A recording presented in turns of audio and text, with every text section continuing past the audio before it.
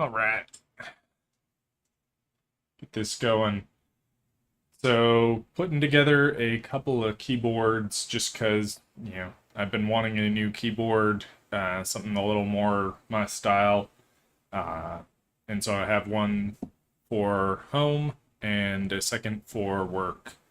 That way I have one whichever place I need it. Realistically, both. So I got two Keychron Q3s. They're a 10 keyless mechanical. I was considering the Q2 and the Q1 for a while, but working in IT, you really do like these couple of buttons here, and most of the I think it's like 80%, 75, whatever the case, the Q2 and the Q1 end up with only, for example, the home and delete. They get rid of insert, page up, page down. Um, and even though I like the aesthetic of them, I just can't do without. I believe Sorry one of for them the interruption. Can you send me the link? for Keychron Because Q3 it's or the no the for stream. Yeah, yeah, yeah, stream. yeah. Yeah, Give me one sec. Uh, that's a good question. because YouTube is not showing your live. Huh. Visibility private. Change that. Ah, yeah, that'll help. All right. Well, that should hopefully Yeah, there it let is. you see it.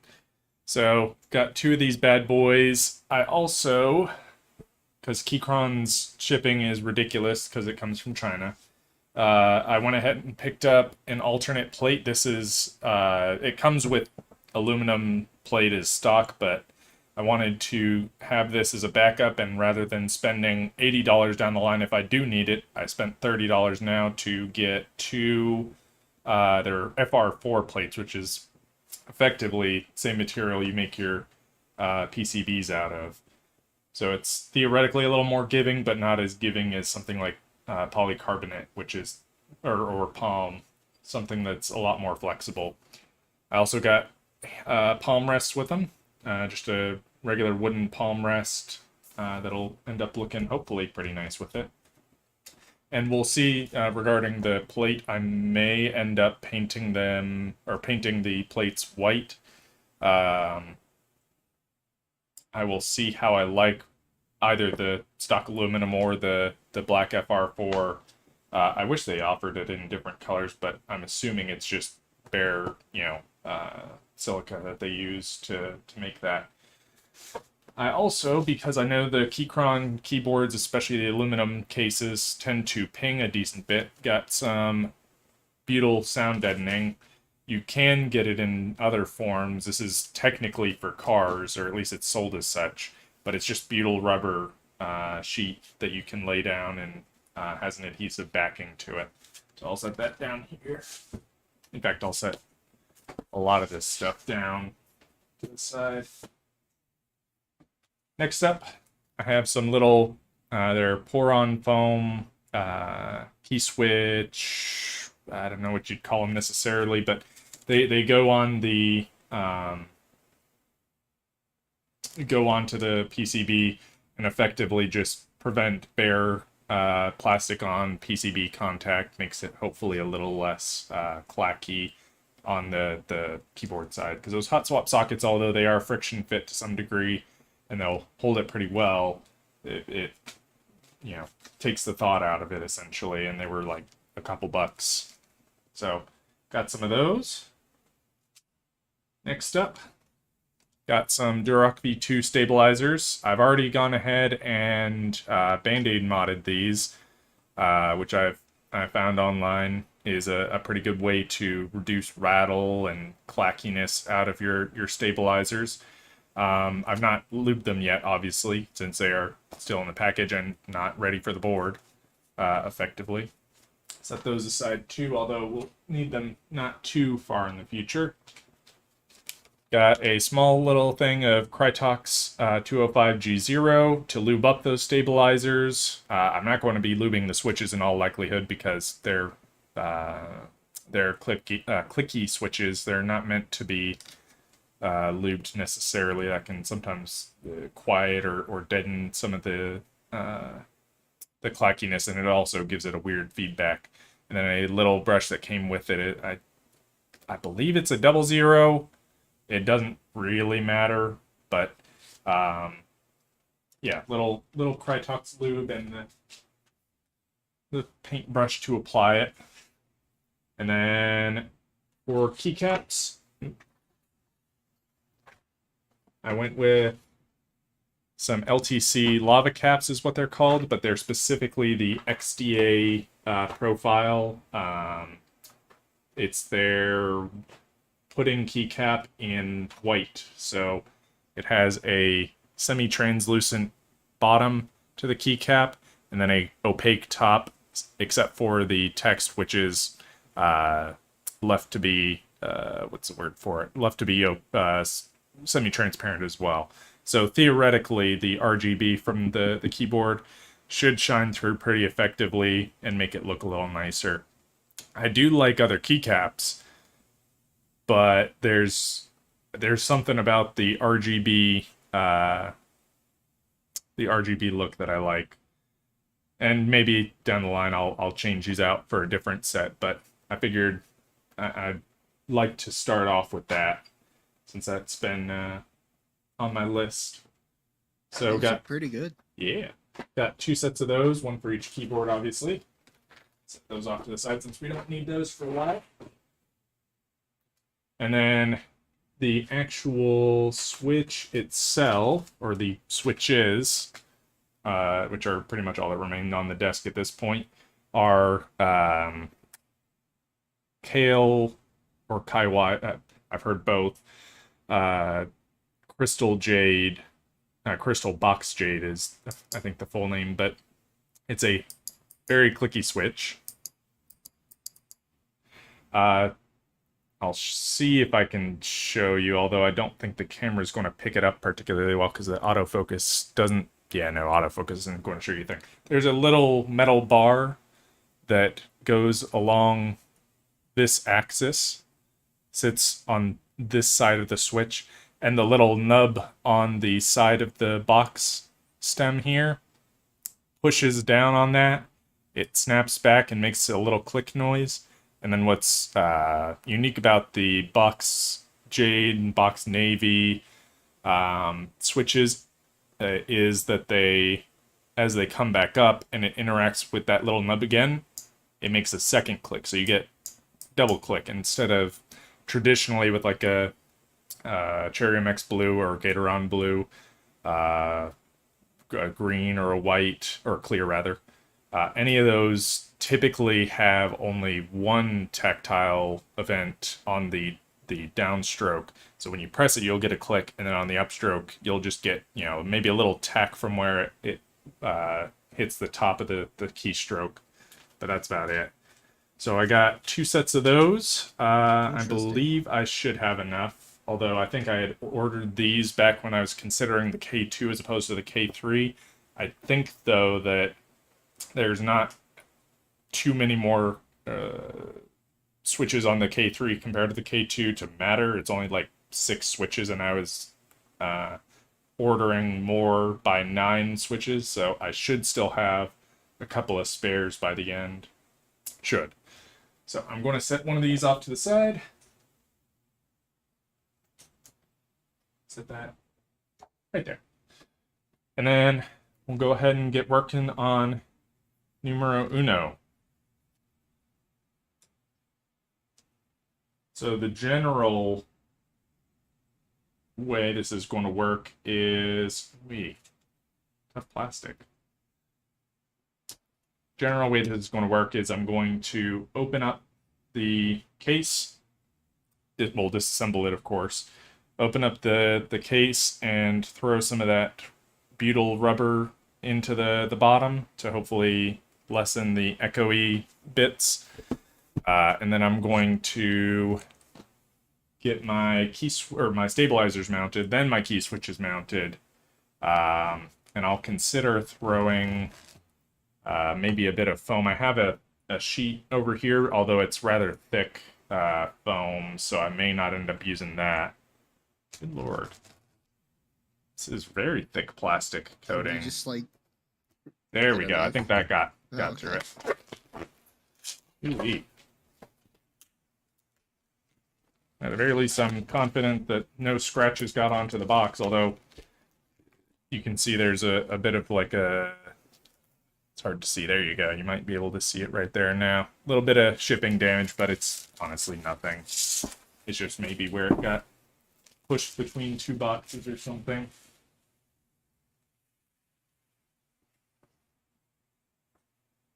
All right. So you keeping the boxes for display? I will probably keep them, if nothing else, in for transport. That way I can, you know, if I ever need to move, I don't have them just sitting bare in a box. Fair enough. Let's see, we got a foam sheet. Come on. Foam sheet on top.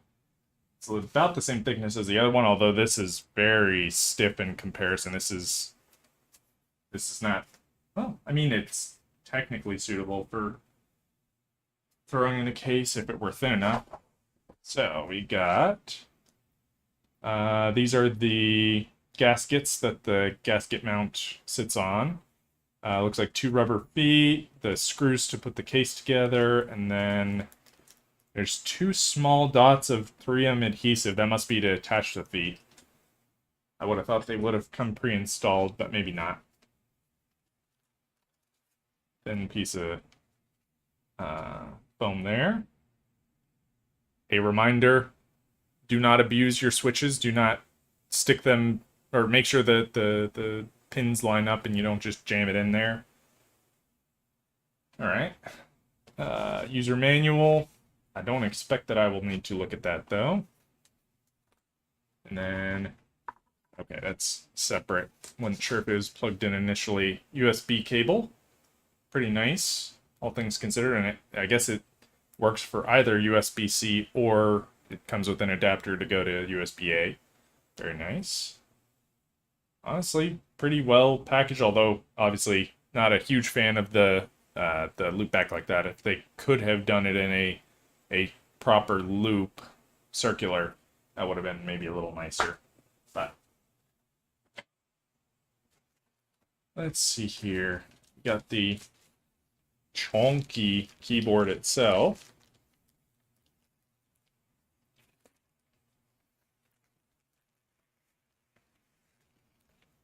And it has a quick start guide you can see there in the bottom.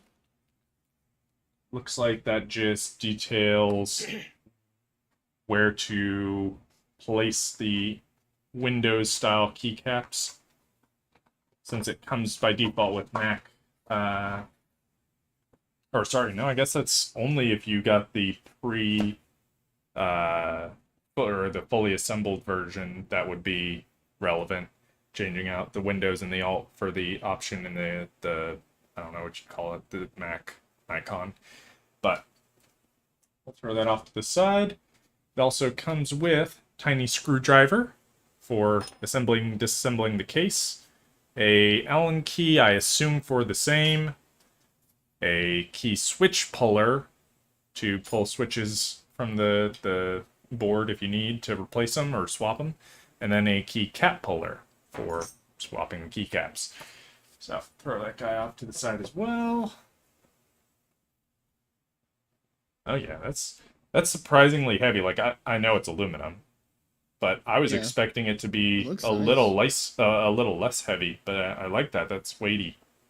And I guess those feet that they have on there are spare, or you might decide you want to put them. No, you wouldn't want to put them in the middle. These are recessed for a reason in the case itself, so you wouldn't want to throw it in the middle. Otherwise, you'd have a seesaw. So I don't know. Those must just be spares. So I don't know how well you're going to be able to see. Actually, you can see pretty well. The stabilizers look like they already come pre-lubed. That little bit of like white grayish blob at the top of them. Though obviously I'm going to be swapping out the existing ones for my own. The Durox. They have a nice little cutout there with the Keychron name in there. That's nice. it also appears that there's something there. I'm honestly not sure. It's not a switch. It includes a little transistor next to it. It's not for stabilization. Maybe that may only be for like optical. I don't know. I honestly do not know what that is. In fact, let me see. Go back to the user guide and see if it tells me anything about that, because I've never seen that or never noticed it.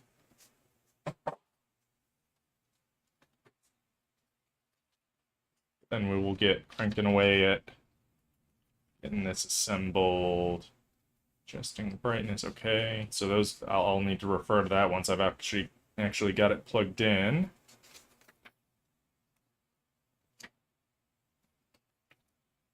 How to change the lighting modes and stuff, although I believe that can also just be managed straight through QMK software.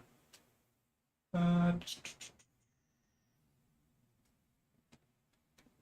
on, Paige. Work with me. No, it may not describe it, yeah, and then it just goes straight into Chinese. Huh. So a mystery on the board, although maybe I'll look it up later. Alright, so let's go ahead and get this guy disassembled. Okay. So the Phillips head screwdriver seems to be for perhaps unscrewing the screw-in stabilizers, whereas this hex key is for the case.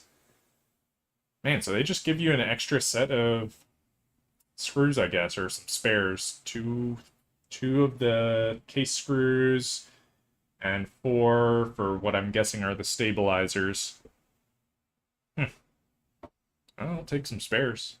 Never hurts. Alright. Those were in there pretty good. I don't know if it was just screwed in tight or what. This second one's working a little better.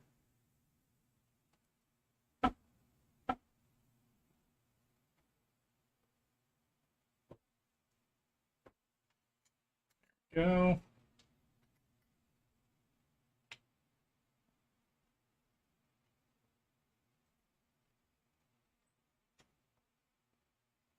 So, fun fact: my brother didn't know that you could use both ends of the Allen wrench. Yeah, one is your He high thought they were torque. different size. No, well, I mean, I'm sure there's some manufacturer out there that does that, but yeah, no, it's just different different amounts of torque you can apply, whichever one you need, or if it's a weird tight space, you might need one versus the other. Mm-hmm. Yeah, Allen keys. I wonder who came up with the idea of the right angle offset Allen key like this. I'm sure they weren't this way from the very beginning. They probably were either, similar to a Phillips head screwdriver where it was sort of hard built into the tool, or it was maybe a straight bar or a 90 degree in the middle. Maybe there were just too many different sizes of Allen. I mean, there are wrenches. today anyway. It doesn't Well, yeah. matter. What I'm saying is that you'll need like 10, 20 different one of those, Ooh-wee. right? Maybe. For Yeah, like the this different last screw sizes. is really chunked in there. I mean, I'm getting him to move, but only with the high torque mode, the equivalent of the sport mode on your Crocs. Yeah, I wonder what the heck he's jammed up on.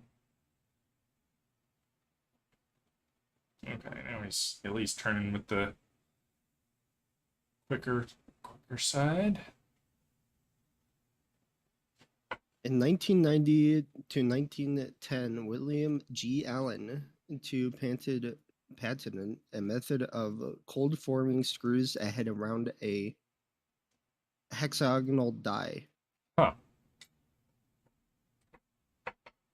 So the screws are formed around the metal. Yeah, I guess that would be the easiest way to ensure that you got it well fitting. Because otherwise, if you have to like mill it or something, you gotta be very precise about how you mill that. Can't really get, sharp corners on a mill either. So yeah, that makes sense. All right, let's see. Yay, no hidden screws under the feet.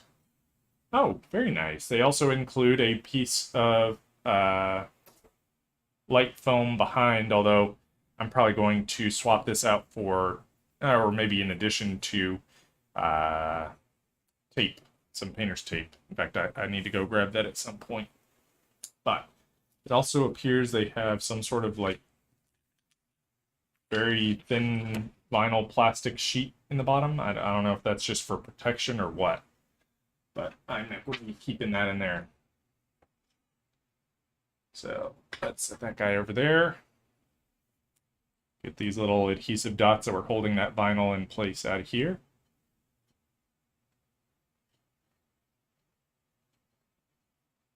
You may not stay. There you go. And let me. Oh, I'll have to unbury it. One moment.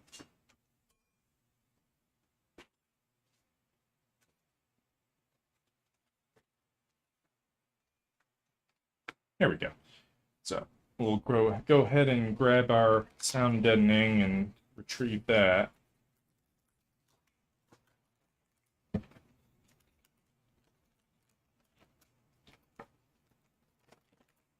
I will probably need to grab some scissors. Yeah, I will definitely need to grab some scissors. I'll go grab the scissors and the painter's tape, and I shall be right back. Okie dokie.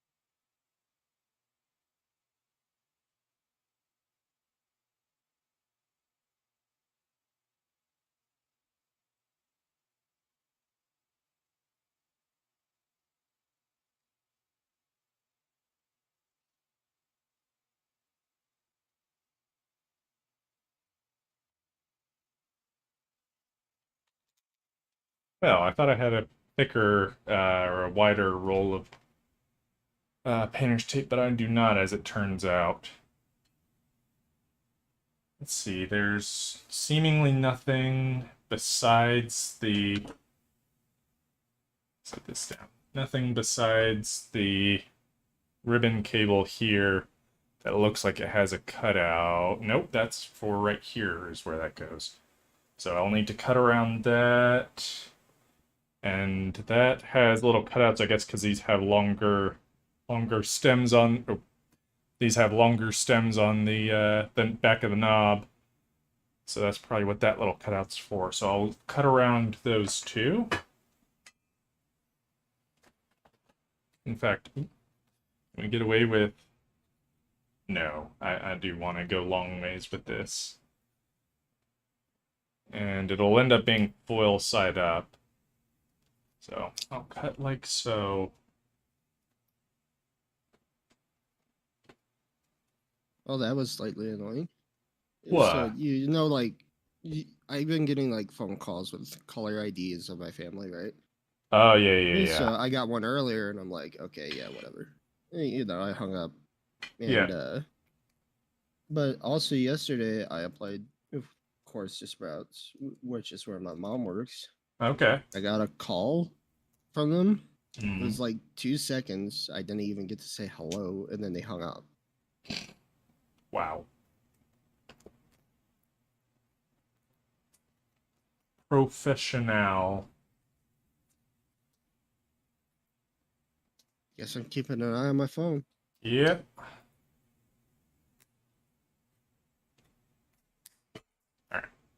that should be enough. Make sure.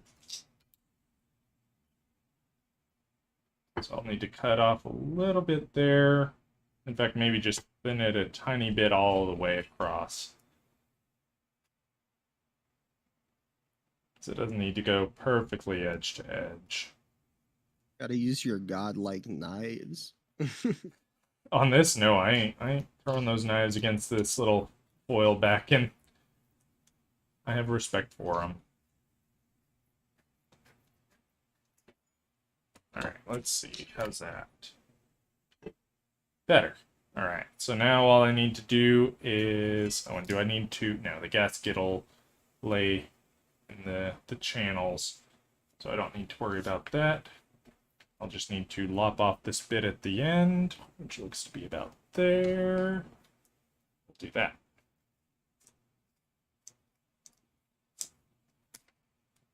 Okay. No, need to actually lop a little bit more off. Oh shit. Spanx and shit. Hey. Sure is. Keyboard stream. Yeah. It's definitely been a very poggers day so far. I've been waiting for a lot of this stuff to come in for over a week. So it's nice to have it all in stock now, so to speak. And obviously, it's important to keep in mind, I'm going to be either trying to peel off, well, let me actually test it with one of these strips, either peel off the metal backing, the foil backing, or you might be able to just, in fact, actually, I will be able to deal with it just as a matter of the painter's tape being on the back of the PCB. That'll prevent any short circuits, because if you were to, yeah, it doesn't peel away very well. If you were to just have the back of the PCB here up against metal surface, it's electrically conductive. You can cause short circuits, either, you know, cause damage to the board, or it may just prevent keys from detecting if they're shorted out. So, best to always insulate, either with electrical tape, painter's tape. I'm going to be using painter's tape on the back of the PCB in this case, or somehow get rid of the foil, or use a butyl rubber sheet that doesn't have foil. But card deadening is like super cheap compared to just getting regular butyl rubber from anywhere, so it works. So now that we've got it cut, oh wait, no, I need to make 2 more cuts for those little recessed areas. So I want to cut it around there.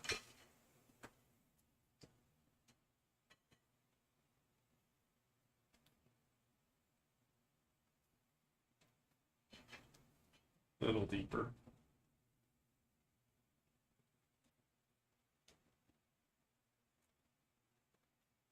There we go. And bend that up. Put that away. And then we'll do much the same for the other side. Oh wow, that's literally perfect on that. Oh, like look at this. Oh wow. Looky there. Perfect cutout. Oh, I'm delayed, but that's so perfect. Why, thank you. Thank you, Delayed Sin.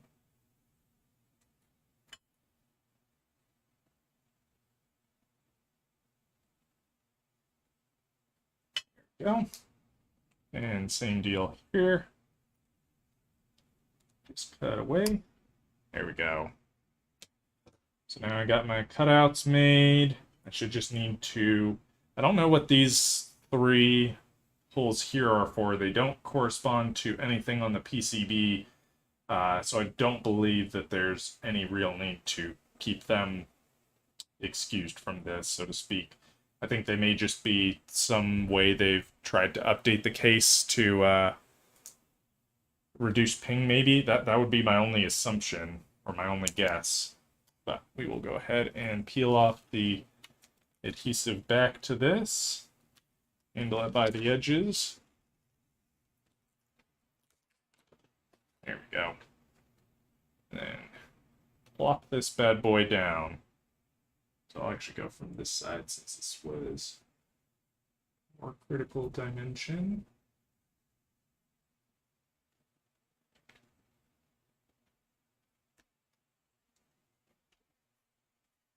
All right, and then just make sure this is really well pressed into here so that it effectively is bonded to the metal case.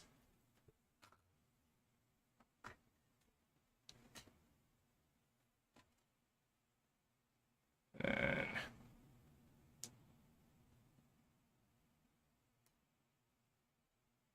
sure that tucks in. It was just a little proud. There we go. Same over here. Perfect. Oh, All right. that's disgusting. What the fuck? What? It's like gray poop on flavored ice cream. Literally, who You know buys what that? that is? I know what Dijon Groupon. mustard. Yeah, I know what Okay. Grey Poupon is. I always know it because it's got a silly name. With salted pretzels. What the hell? Oh, I mean, actually, with salted pretzels, that's good, especially if they're not like bagged pretzels. They're like actually baked pretzels, boiled, baked, whatever, however you It's term probably it. mass produced, so Fair. All right, so we're going to go ahead and tape up the back of this PCB. What you got there? Oh, wow. Good job, Spank. Good job. he got us. He did. Actually, I'm going to take this out of the case if I can while I'm tape modding it, just so I can get a little bit of a wraparound on the edges. And then I can trim the excess. So I'll go ahead and remove all these screws. Some of these are for your stabilizers, some of these are holding the PCB in. Obviously, the ones that are in pairs, like so. And actually, these might be, yeah, these are probably stabilizers for the space bar, given how far apart they are and where they're located. So I'll actually go for this screw next. Carefully, because they're tiny little screws and easy enough to strip. There we go.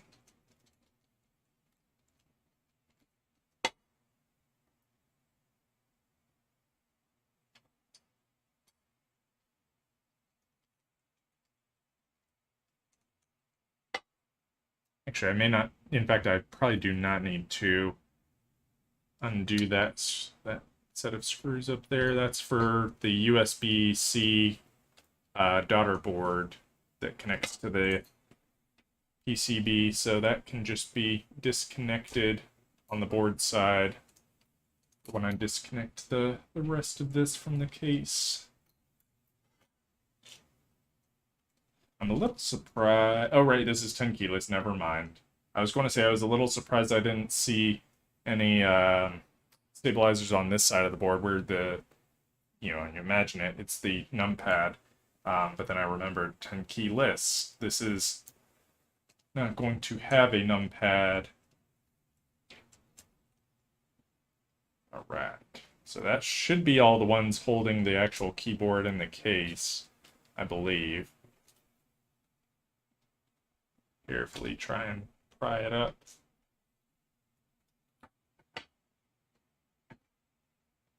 Well, say that. It doesn't seem to want to come out. Let me double check the other side of the board. Oh, I bet it's the knob holding it in. Let me see. Bet I can unscrew from here and it should let out. Remember, kids, never force screws. Always do it with consent. Never knob your knob either. Yeah, don't knob your knob either. Oh, hey, the little screwdriver they included is magnetized. That's nice. Alright, so let's push it up. See if it'll come free now. Oh, I guess you have to take off the actual knob itself. Otherwise it interferes. But it appears that, yes, that was all that's holding it in. knob over there. And so it comes, like I said, with by default the aluminum plate. Is anything holding on to this? It feels like it, kinda.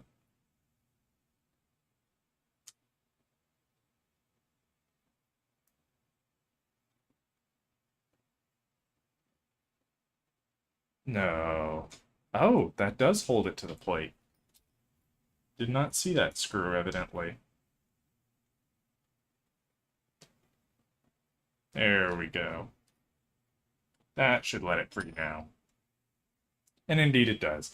So you have the bare PCB itself with, like I said, those stabilizers for the larger keys on your keyboard, and then the knob here that'll control volume. You can set it to do a couple different things. Interesting. So now we know. See if that shows up. It's a reset button. Huh. Never knew that. And then it comes with pre-installed plate foam. It's just a type of pour-on foam, I believe. And then the aluminum plate that comes with the keyboard itself. Honestly, hold on. Let me check something real quick. Because the plate looks black. Okay, yeah, the plate is black. The case itself is silver like it's meant to be. Okay. I thought that they would have this all anodized in the same color, but perhaps not. So we'll set this to aside, and we'll begin doing our painter's tape on the back. So at least the idea behind painter's tape for your PCB is that it reflects more of the sound back toward you as opposed to letting it pass through into the case, which can give it a different and a lot of people say more desirable sound. So I figure it does not hurt, and in addition, since I have that butyl rubber deadening in the basement, so to speak, in the keyboard's the keyboard's case. I also do need an insulating layer, so might as well make all of this go away at the same time. Just go ahead and do it. So cut off the excess. And layer number 2. Very slight overlap. Just enough so that there's no gaps, really. And again, I thought I had some wider painter's tape, like an inch. Oh, this is an inch. I thought maybe 2-inch wide painter's tape, but I did not see it where I kept this, which would have been where that other roll would be. So this will do. Just a couple more passes at it, essentially. Get it done.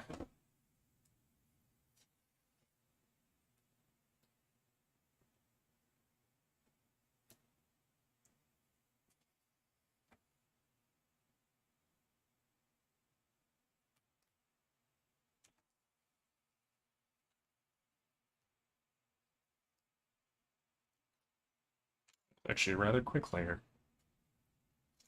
Doing it that way, you just make sure that it's pressed down a little bit. I don't want to push down too hard, not only because it's a PCB, you don't exactly want to snap it, but also just because the little transistors are actually, yeah, those appear to be transistors that go alongside the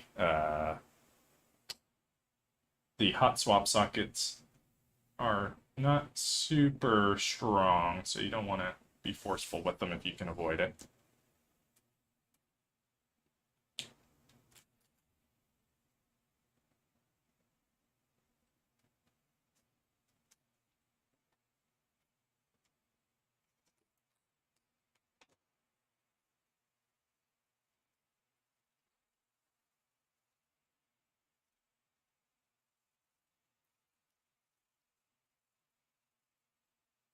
Right.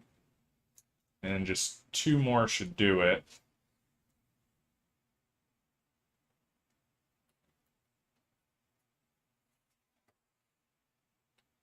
I'm going to have to poke a little hole through there for the keyboard's,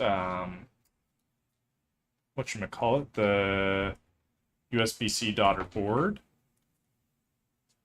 So that's where that little connector goes, is right in the middle there. So what we'll do is we'll cut sort of around it. Well, that works, actually. I'll just cut a little plus sign almost into that. It should allow us to sort of push the connector through the tape. I didn't quite cut far enough.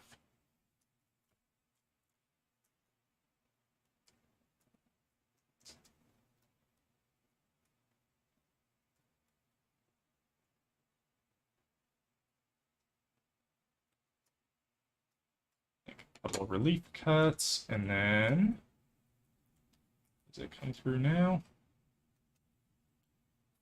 Yes, it does. All right.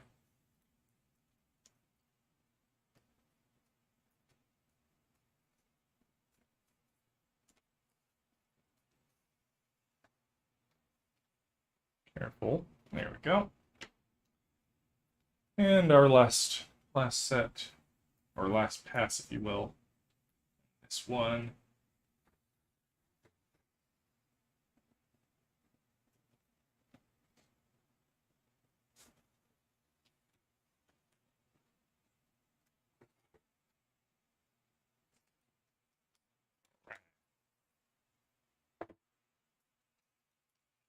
Go ahead and just do a tentative press against the back here. Oh, darn. Well, that's easy enough to do. I'll just poke through with the screwdriver. What I forgot to do prior to this is unscrew the existing stabilizers here, so that we can then install the new ones. Since those screws come through the back, that's ideally when you'd like to do it, but let's see, so it should be right there. Yep.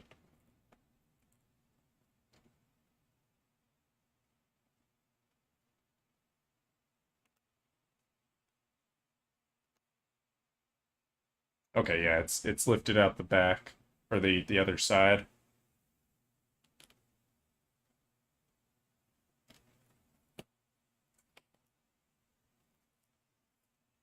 So I'll have to push the screws through the painter's tape to get them out, but that works.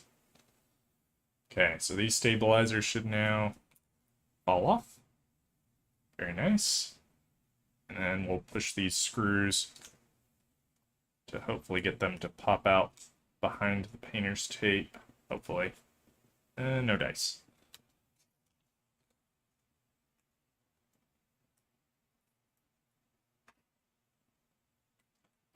Not using a whole lot of pressure to push these through, just enough to, tear the tape essentially. I'll put these stabilizer screws separate, even though they're identical to the ones holding the plate to the PCB. All right, next set.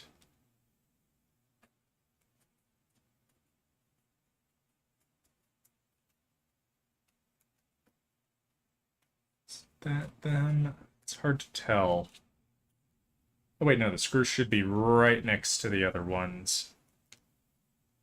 Had to look at the front there to see where those poke. There we go.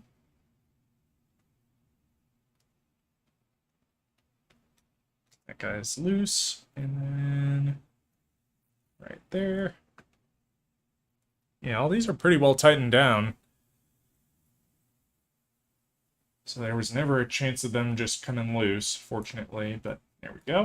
And then we'll, same thing as the others, pop them out. And then push the screw through.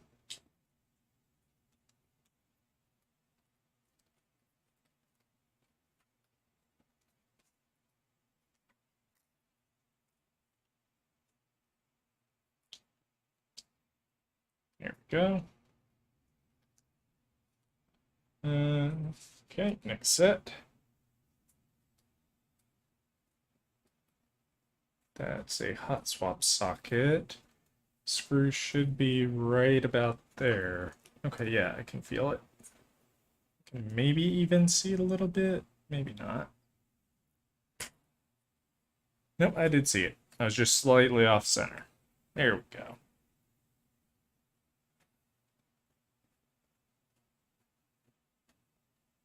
Okay, he's loosened up. Companion screw for that stabilizer. Give you a look at the other side as the little foot on that one lifts up because the screw doesn't want to back out. It wants to push the stabilizer off since the painter's tape's there to prevent it. And we'll go ahead and pop him through.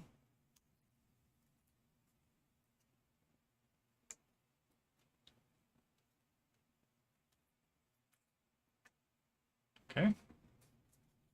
Couple more, and then we'll trim off the excess around the sides here.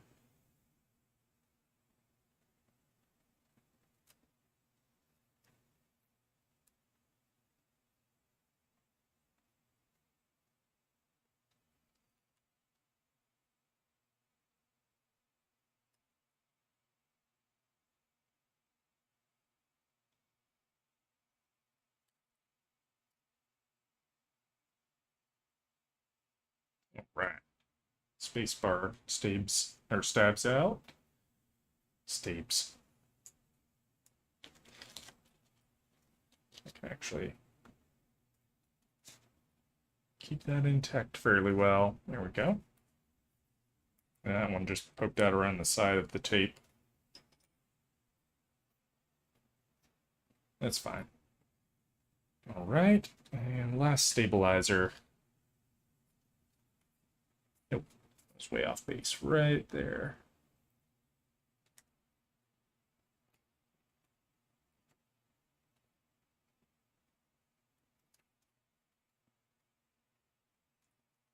There we go. Be careful to apply all my force perpendicular so I'm not causing a torque on the board and causing it to potentially break.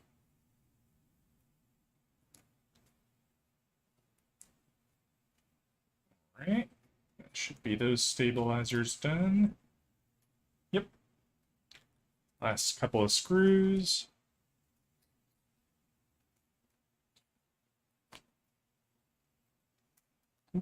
Tried to jump away. Got him though.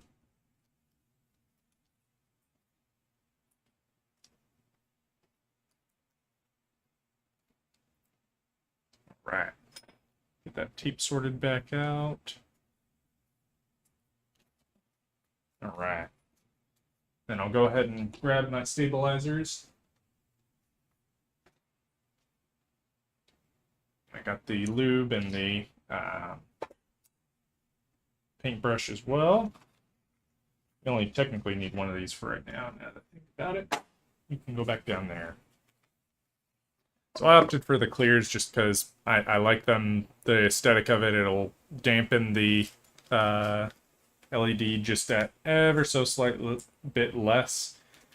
So figured I'd go with those, especially since I think they're roughly equivalent price at maybe like $1 or $2 difference clear versus like the normally these would come in gosh, what is it, it's like a translucent gray almost, or like a dark gray, but got all the little gold colored whatchamacallits here, the actual stabilizer bars themselves that touch the, or interact with. No, they provide a linkage, that's right. And then the actual Durock stabilizer housing and the stems. And I don't know how well you'll be able to see it here. The answer is not very, oh, there we go. Autofocus grabbed. There's a little bit of Band-Aid in the middle there. That Band-Aid that is there on the little ramp, so to speak. See if it'll focus on this. Not looking so good. There's a small ramp in there where the uh, stabilizer hook end will actually go into. So preventing that metal on plastic contact is why you put that band-aid piece in there. But we need to make the equivalent of these. So you end up having a little what's it called? You have the housing, the outside here, this black. Then you have the white stem, which is what had that band-aid applied to it, where I just showed you. And then you have the bar, which gets the most of the lube applied to it. You apply a little bit on the stem so it doesn't rub up against the housing, but a lot of it is just on the wire itself to prevent any sort of sound or friction there in the housing as well. So the important thing to note is, in this case, for the space bar, screw hole goes towards the bottom, and then your one hole, so there's the side with one hole, right now it's filled with lube, so it's looks close enough to the white, but you should be able to differentiate that slight little color difference, the translucent versus white. And then the other side has, it's kind of hard to see as well here, but there's two holes. There's a hole that's very wide open at the top, and then a hole at the bottom, which is where the metal pokes into. So we'll end up mimicking exactly these and their layout for how they connect to the board. So let's go ahead and start with an easy one like the space bar. So we need two housings. And these are they actually, ooh, are these supposed to be plate mount? Surely not. Surely they're but they didn't come with screws. Did I screw up? Ha ha ha, no pun intended. Did I get the wrong kind? Yeah, these look like plate mount. Oh, I may have made an oopsie, we'll see. I don't know if they just quite literally go into the plate, or if I thought they were meant to go to the PCB. Tell you what, this is what we have the internet for. Let me move off screen. I'll pull up a quick video.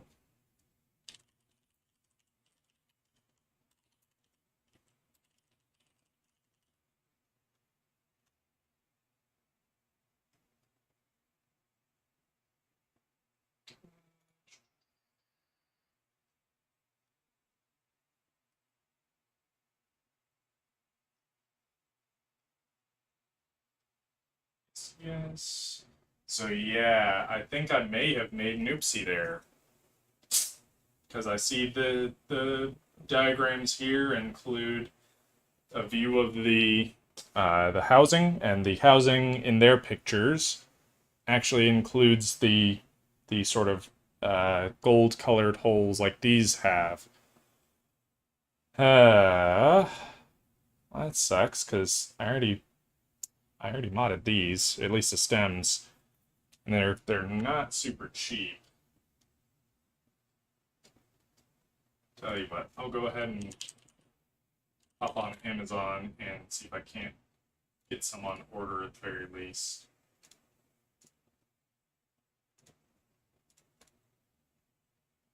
But for now, I guess I'll have to install the existing ones. I mean, they come pre-lubed, they should be fine.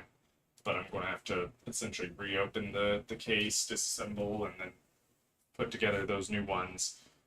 You screw in stabilizers.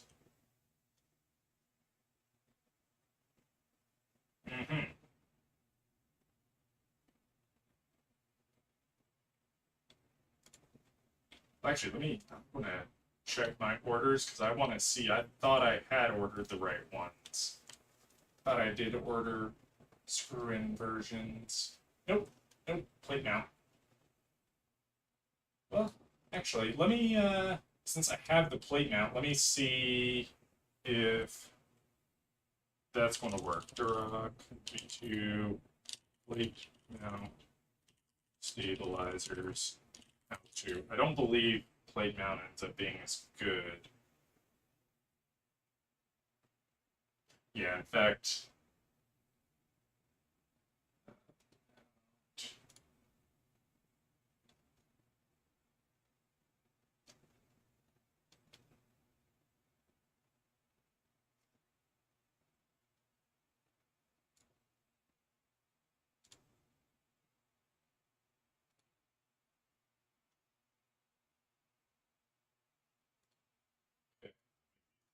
oh, watch it.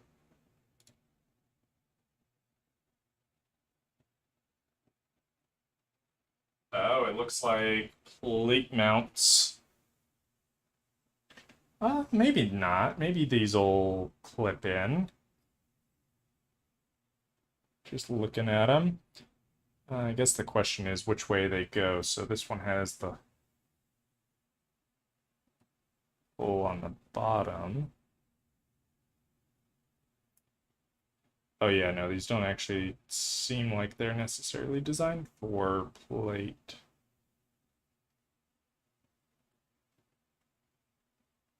No, they definitely don't look it.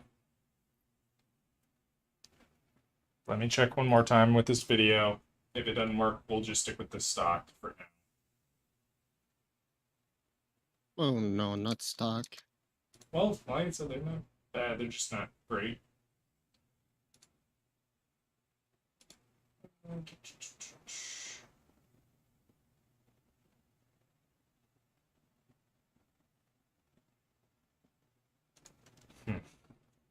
Okay, so let me puzzle this one more time before I give out or give up on these.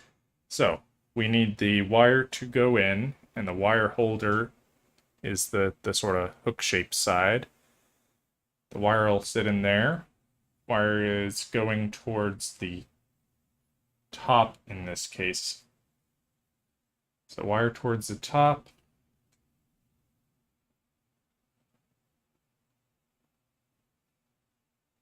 No, that was going to snap if I pushed it. Yeah, okay. We're sticking with stock. I'll go ahead and get some screw-ins on order. Clear. That's the distinction I missed. There was a clear plate mount kit in and among us, the regular screw-in stabilizers. They list them both identically. Yeah, that's unfortunate. Screw stabilizers, those are Duroc V1s. Don't need opaque white. V2 clear. What kind? Screw in. Perfect. Go ahead and grab 2 of the. How many does this set include? 4 regular space, so 1, 2, 3, 4, and then a space bar comes with both wires. So yes, that's the one I need. Just make sure one more time. Screw in, translucent or transparent. Yes, for Duroc V2s. 2. Get them now.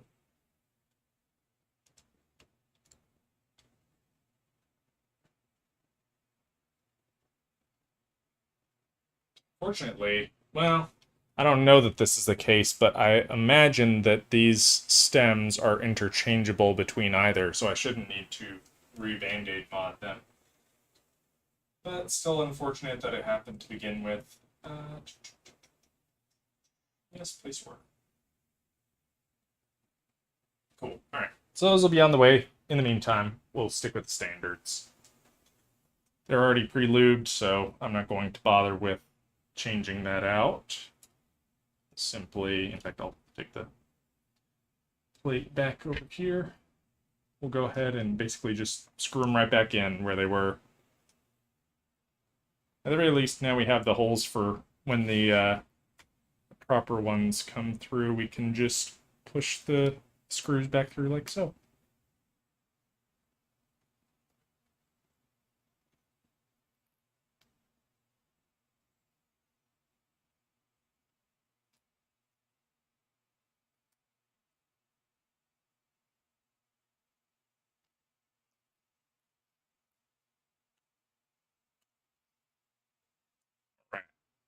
And I won't bother, obviously, taking these stabilizers, the stock ones, apart in order to re-lube them or anything. The factory lube should be more than enough to demo with the uh, technically non-final version, just to get the keyboard working and hear how it sounds type of thing. But obviously, since the Duroc kit comes separate, I will need to lube those up myself. Okay. Next set.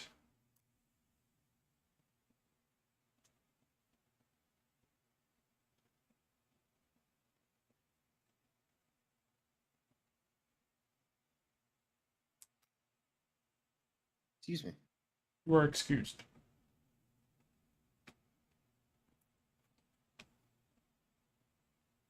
Get snug. You don't want to over tighten, especially with how tiny these little screws are. These are So, minuscule. are you only gonna do one until Yeah, I get- think that's probably a good idea, just so that I don't have to do like, everything. take apart the keyboard? Yeah, do all that fun stuff a second time. Do the swap out for both.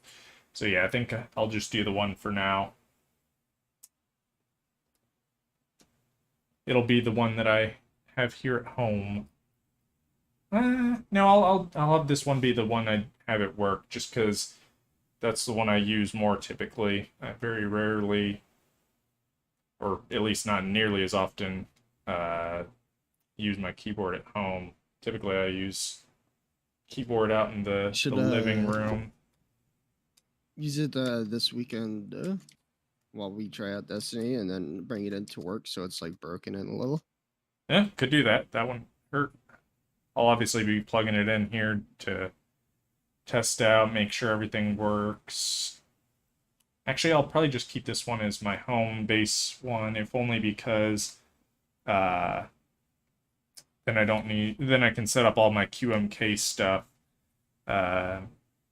with lighting and macros if I want any at the moment. I probably don't need any at the moment, but for work I definitely will want some. Alright, so stabilizers reinstalled. I'll go ahead and trim up the keyboard. I'm also going to switch back to my stream tab so I can see chat, just in case Spink... No, I guess Spink's gone. But just in case anyone pops in. So we'll go ahead I and... mean, you have 4 likes on the stream, so... Huh. People stopped by. Must be. Go ahead and just trim off this excess painter's tape along the edges. Get a nice clean line, or cleaner than it is.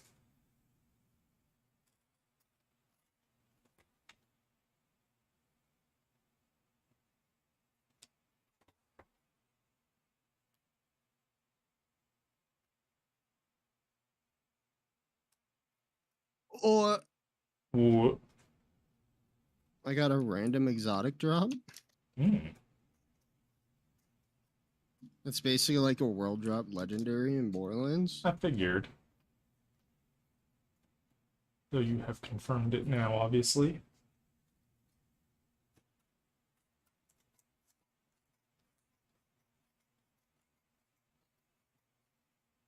Yeah, I had really bad luck last night in terms of loot, so I'll take that gladly.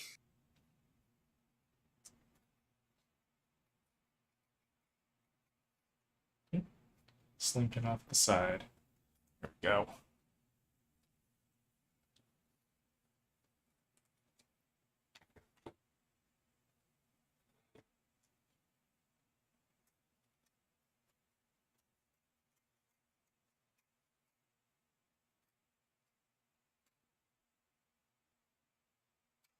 There we go.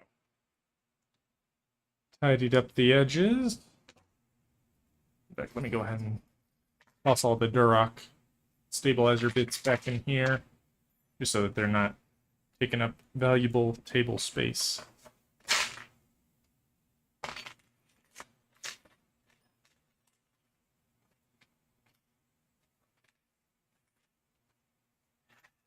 Probably should have noticed that when I was doing the Band-Aid mod, that these weren't screw ends, but I was evidently not as diligent about checking that as I should have been.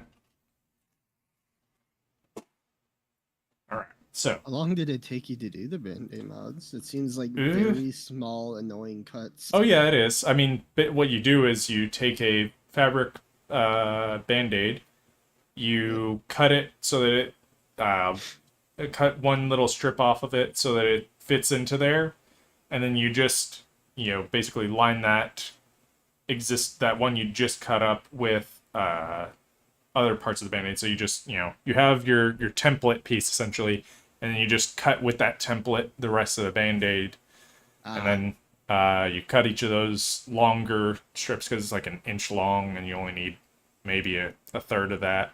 Cut that in half, and then it takes a lot of time to maneuver the little bit in there with the tweezer. But all things considered, you only have to do it once. In my case, twice, since I'm doing 2 keyboards, but I've already done it the twice that I need. So all the pain on that is already over, so to speak. Oops. Oh, it fell. Oh, our table. It's broken.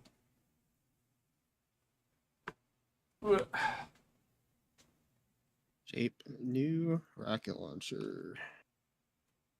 Go ahead and get that through the back. A little tricky since this is so off to one edge, essentially.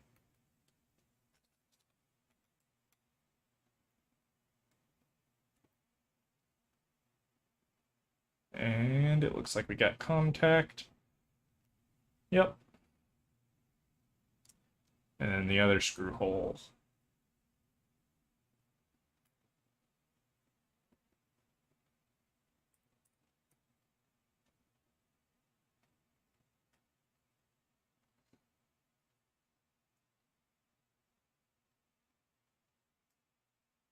All right.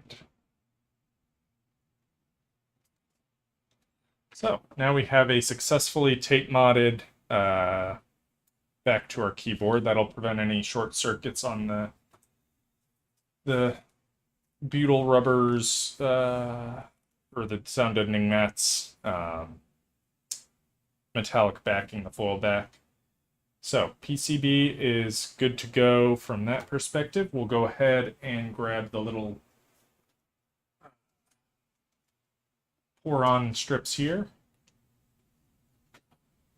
Pour-on foam little pads, and we'll go ahead and install these onto the board. There should be more than enough in here. I think this is a kit for enough for 120 switches. Yeah, 120 pieces. So we'll have more than enough to cover this keyboard.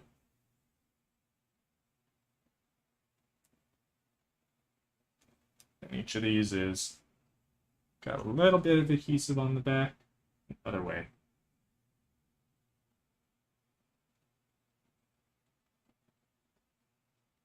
And it didn't line up completely.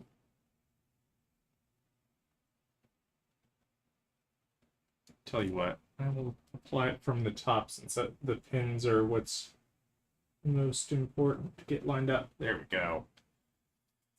Now repeat like 100 more times. 87, actually. 87 keys, I believe is what it is.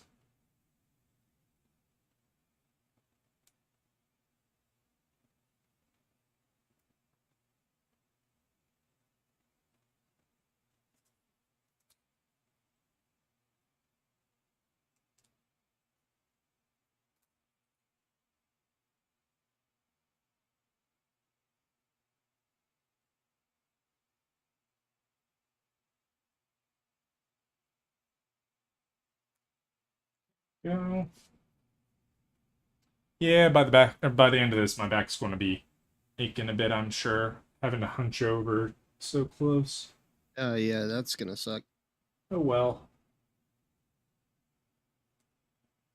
Again, it's one time you have to do all of this. In my case, it's going to be two times, just half as much for each. But uh, once you built your keyboard, you pretty much don't need to open it up, other than just if you want to do any additional mods or anything like that, you can. But realistically, I'm probably not going to do much else besides the tape mod, the sound deadening in the bottom to reduce the pinging, and then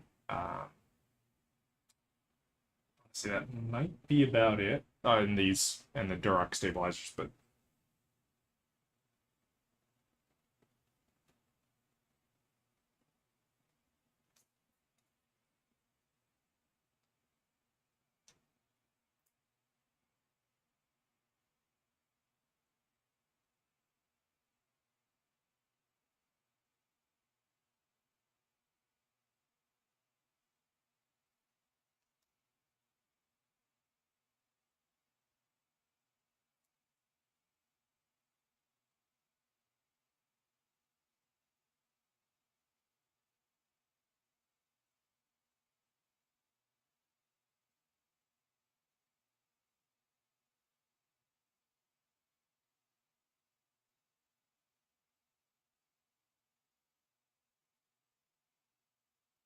uh,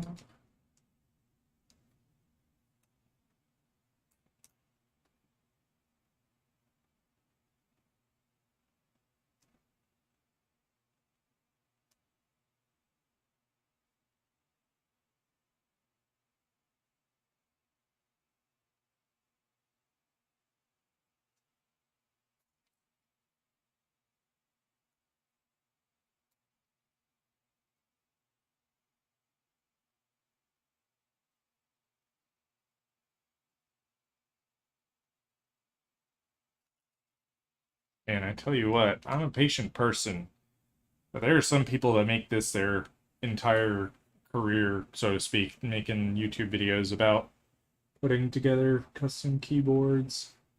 And they're doing the arguably much more, I say arguably, not really arguable, the much more arduous process of lubing their key switches, since they're using like linears or at worst a tactile instead of a clicky switch.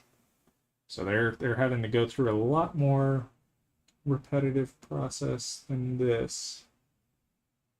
But that's got to take some real either boredom or they probably have something playing all the time, some music or a podcast or something to distract them.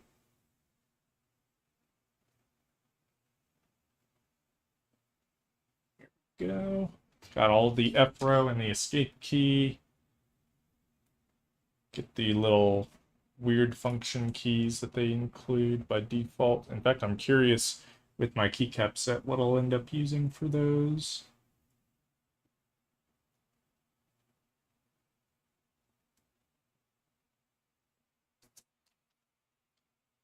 We shall see. It's a designed 10 keyless set, so I imagine it's probably just going to be the normal print screen, scroll lock, and pause break. That's what I would assume would be the case here.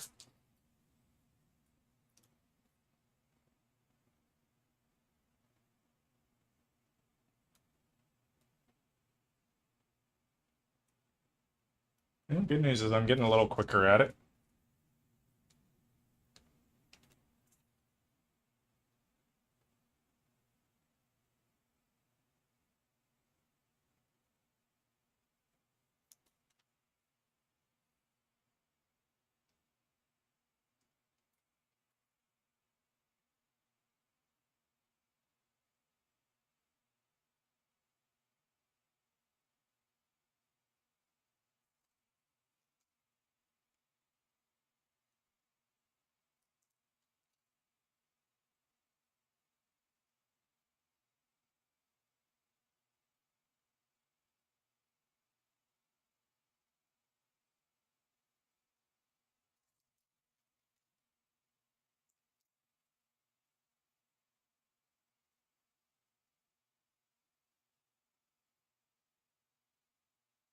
Getting much faster at this.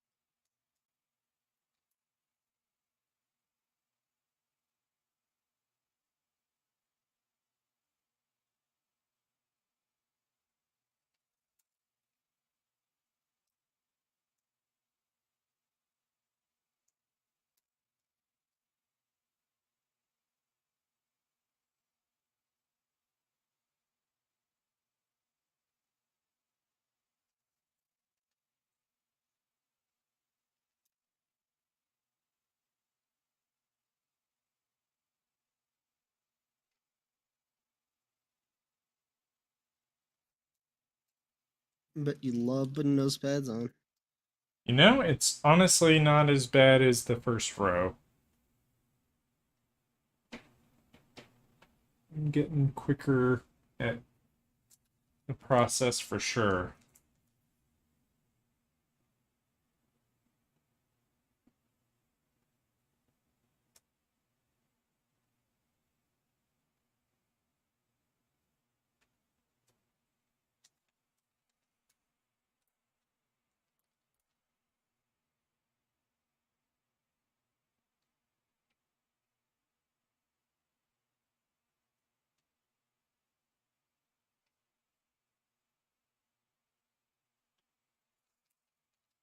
Will be a little tricky getting it under the stabilizer there.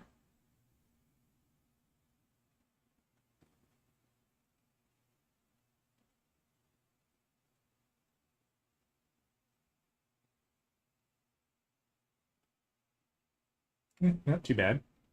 There we go. Easier than I thought.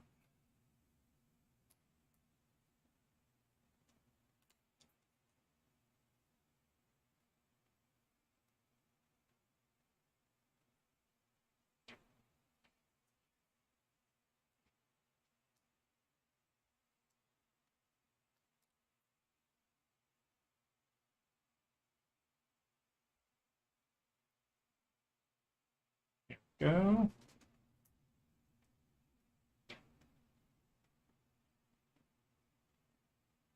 Oh, come on. At this point, it's almost harder to get the thing off of there than it is to actually apply it.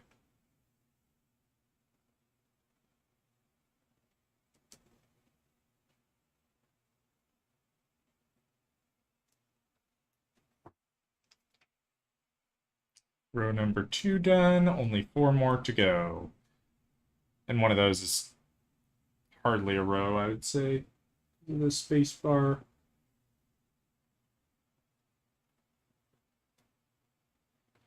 Spacebar has so much empty space as a result of it that hardly need any keys in that row.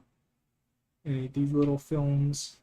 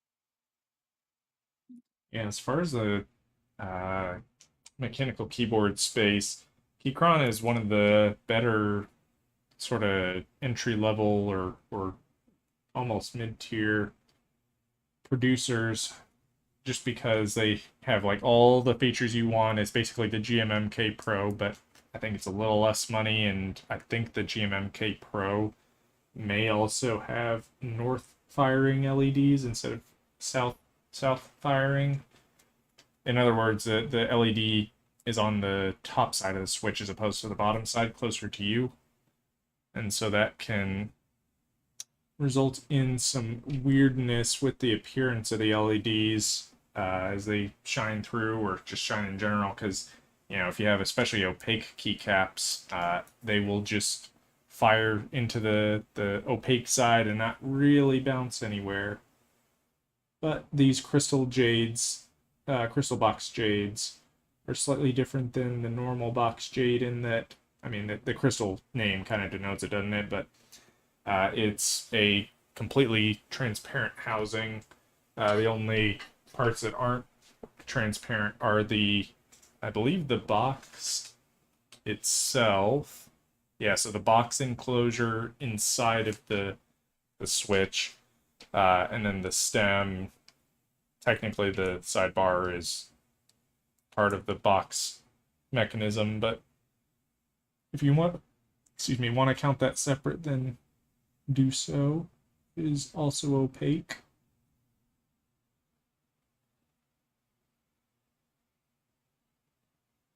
There we go. That one's a little trickier.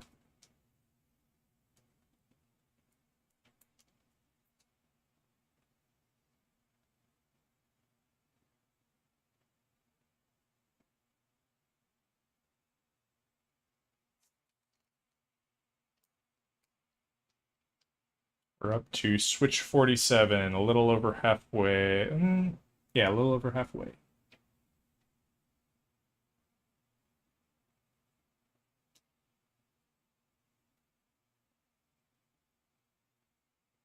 Oh, come on. Why is this one so difficult? I mean, the answer is it's between a rock and a hard place. It's between two stabilizers, but still.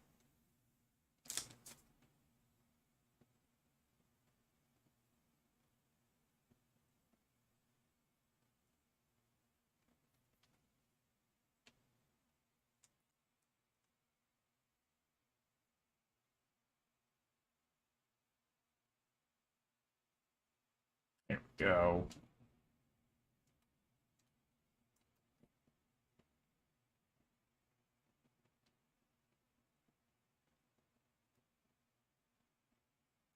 Third row, over halfway.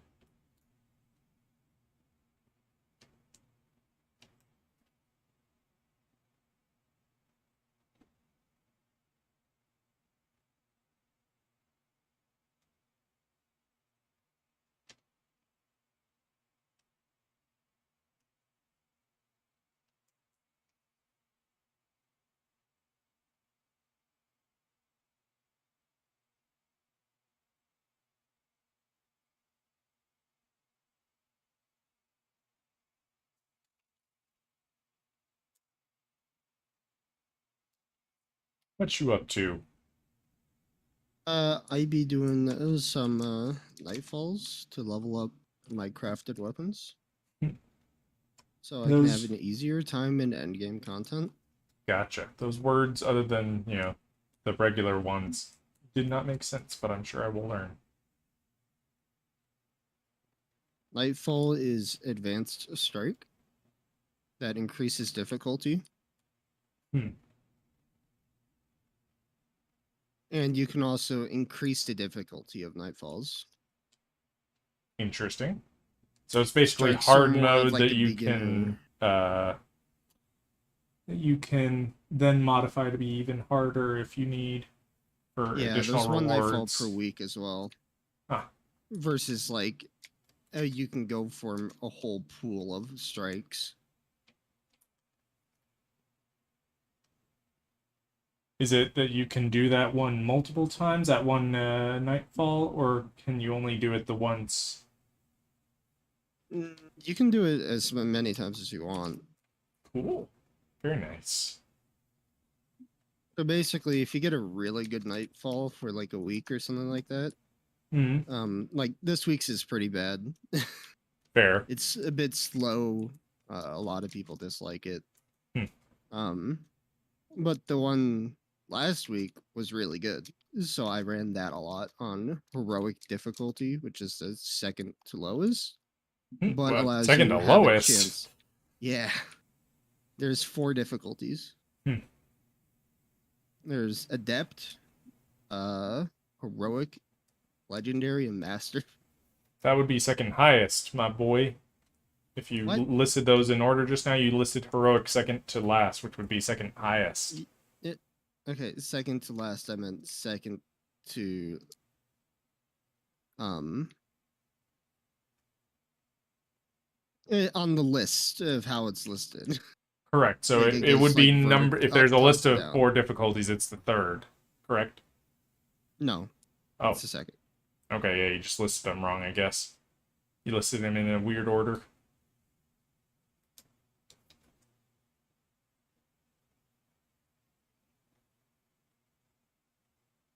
Yeah, adept is the easiest. Master is the hardest. Hmm. And like master is the hardest in terms of difficulty, where you can't even reach the recommended light level. So it's like you really have to play conservatively and have end game gear just to have a Yep. chance. End game gear, max light level, everything. Huh.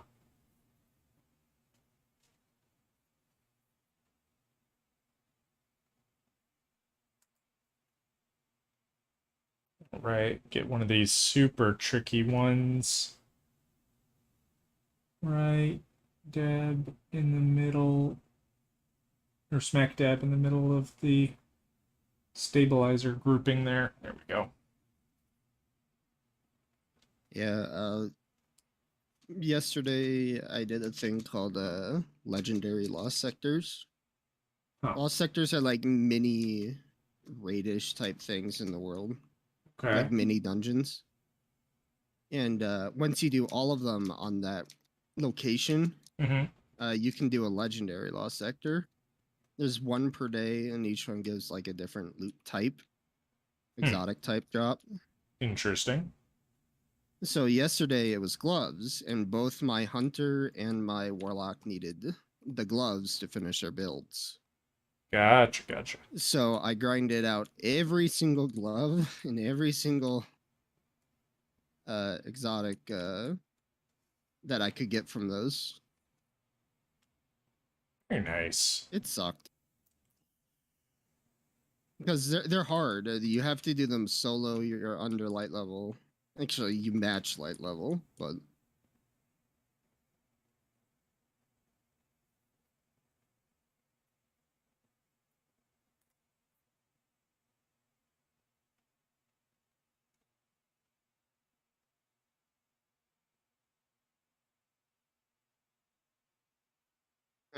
that type of stuff is explained in that video I sent you.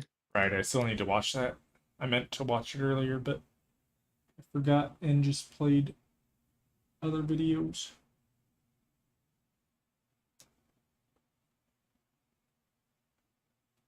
No, please, noobs, don't die.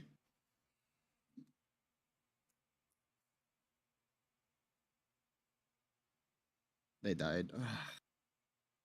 Oh, there you called them new, so what did you expect?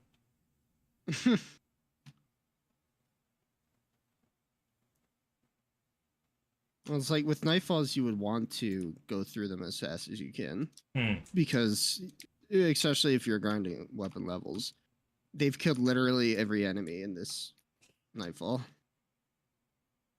Do you? I'm guessing you get more XP in the Nightfall than normal. Is that maybe why they're trying to kill all the enemies, or are they just? No, you get 33% bar completion after you complete a nightfall. So it's a fixed amount, essentially, or a Yeah. fixed percentage. Yeah, I don't know. Maybe they're just Oh my gosh. used to having to kill everything, or they like killing everything. I don't know. Could be many things.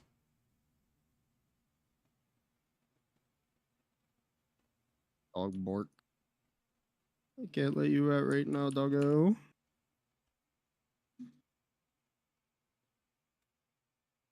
That or my mom's home. I don't know. She should have already been home for a while. Hmm.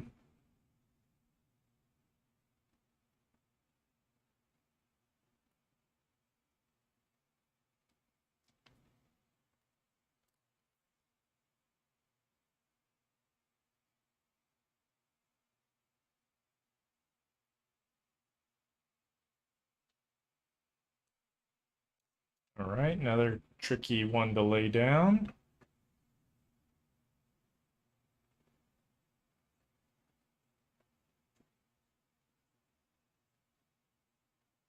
Yeah, there we go. And then last key for the second to last row. The last row is a cakewalk. It's pretty sparse.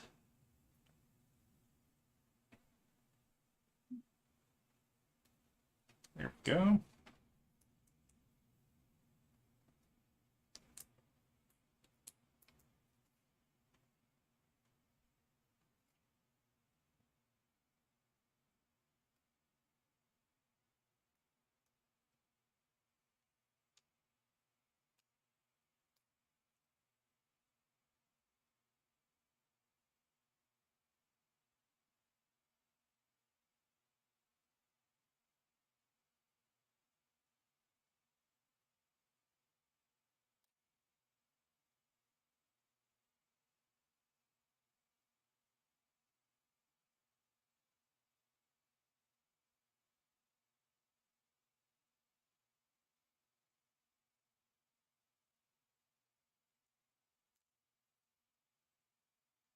Big space bar.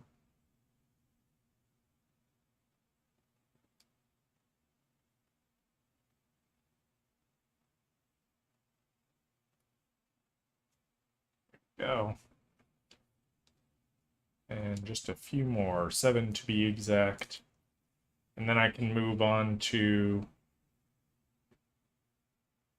what next? I think next is going to be putting the key switches in, which means I'll have to put the plate back together with the PCB.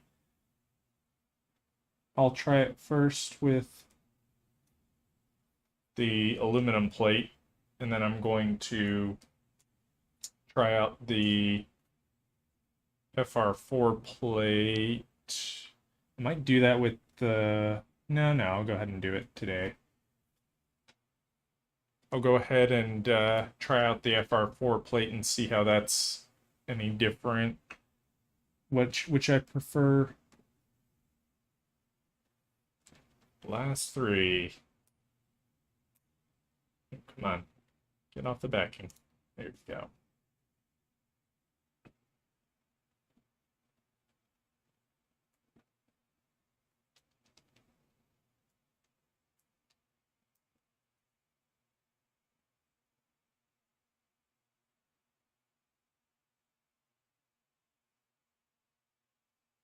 So yeah, I'll reassemble the plate. I'll stick just a couple of key switches in, probably like 5 or so, and see if I prefer one over the other or the sound of one over the other. Obviously, it won't be exactly representative, but it should be at least close. So all of the pour on is stuck down. We will go ahead. Are these for... No, I don't know what those little cutouts in there are for. Do they sit on the chassis in any way? Yes, they do, actually. Okay, good to know. I'll punch those in a little bit.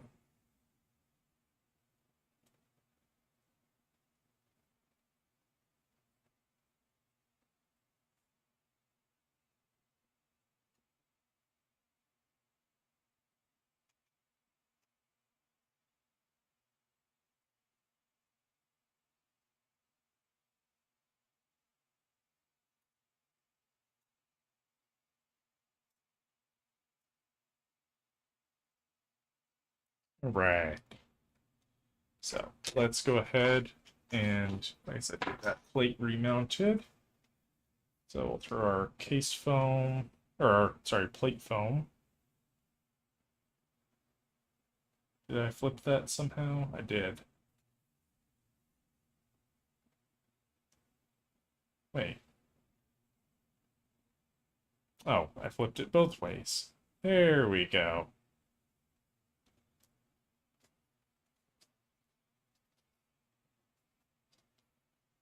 And then the plate goes on top.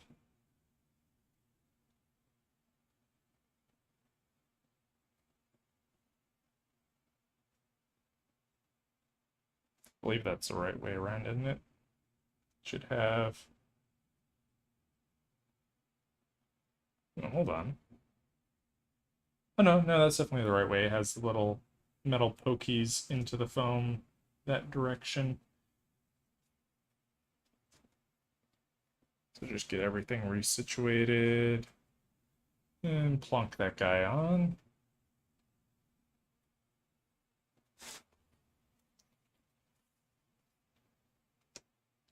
Oh, right. Fortunately, I can see little machining marks where those should go.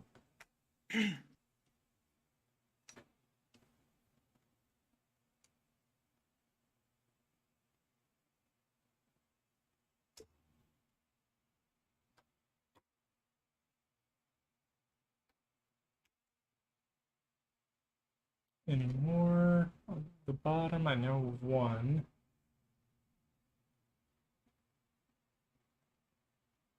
Got one. Oh no, there's one over there as well. So two on the bottom, middle, and right. Oh, stop killing the enemies, please. I'm gonna respawn and force you forward. In what? And force them forward. I'm gonna drag them with me. Carry them on your back. Kill the... Yes, they just spawned more ads.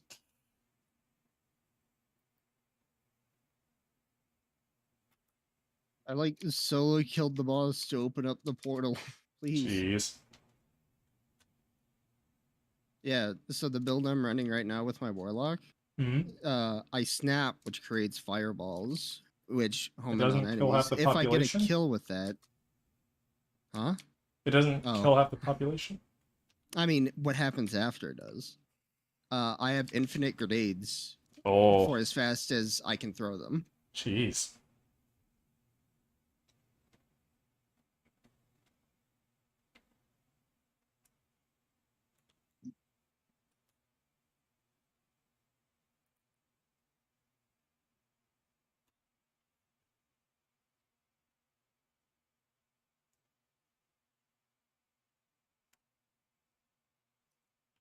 Okay, and then one more screw.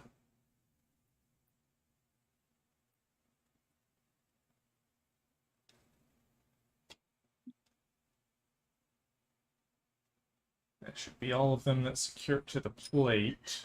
And there's 3 additional screws.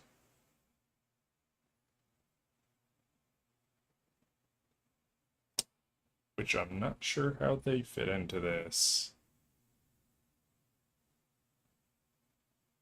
Where the heck did those screws come from? Because I got 8 for the back. The 8 large M3 screws. These little blockers are to interact with the holes on the plate.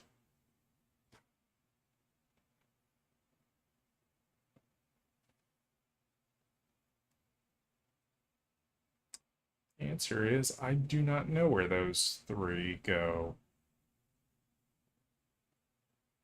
Which might be a bad sign. Got all my stabilizers. I have what I believe are all of the holes for plate mount.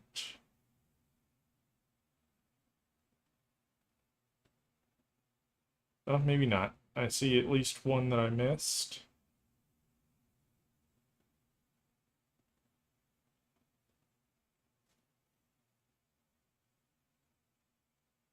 but that's the only one I see that I missed.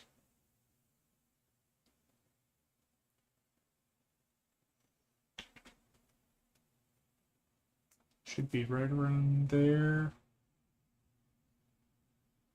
Yeah, right there. It's hard to see, but it does exist.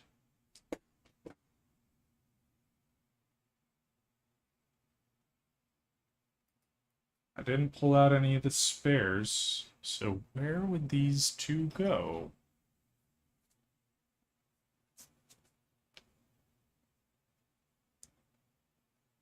I'm looking around on the front for any signs of holes or anything like that, but I'm frankly not seeing any.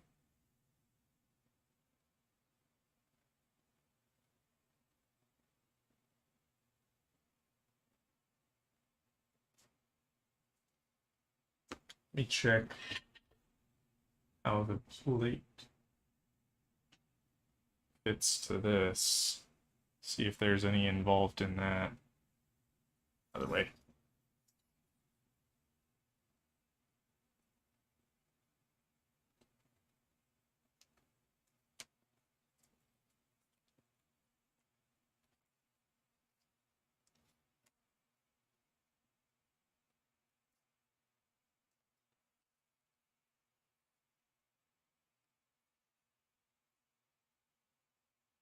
I love this build. Ah, that's right. That's where those go. That attaches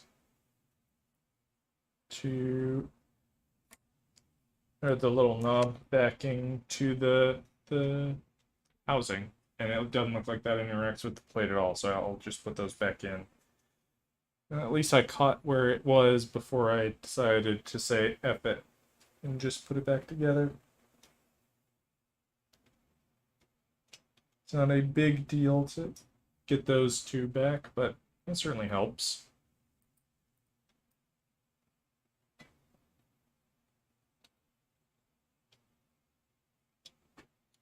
So just for reference, I'd unscrewed these two screws that hold the back plastic part of the, or at least I think it's plastic, part of the knob. It's essentially this little screws. grill part there. But let's go ahead and get this all put back together. So we need to get mounted back in here. Get the gaskety parts sitting in the gaskety slots.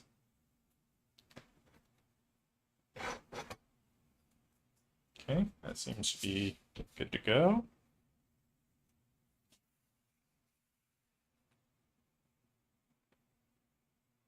Go ahead and connect the daughter board cable, this guy here.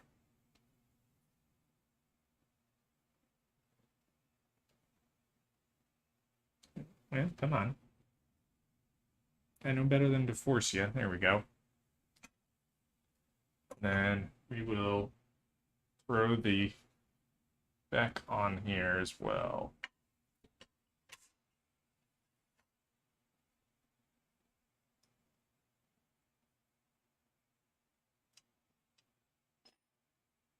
Get our little Allen wrench.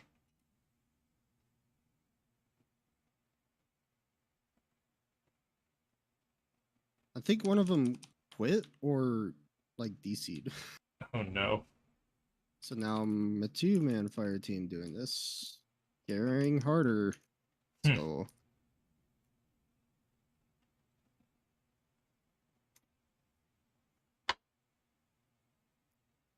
oh wait, no, he went forward and fucking died on the drop.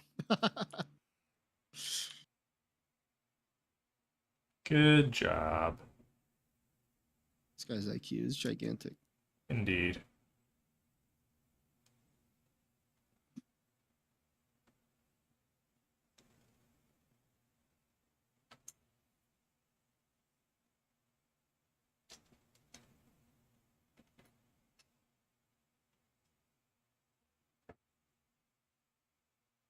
He died again. Same drop. Can't go back up tourism. NPC mode.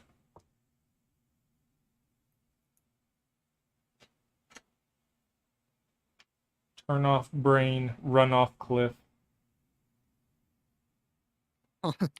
You actually are meant to run off this cliff, but not die at the bottom of it. Well, he missed the memo.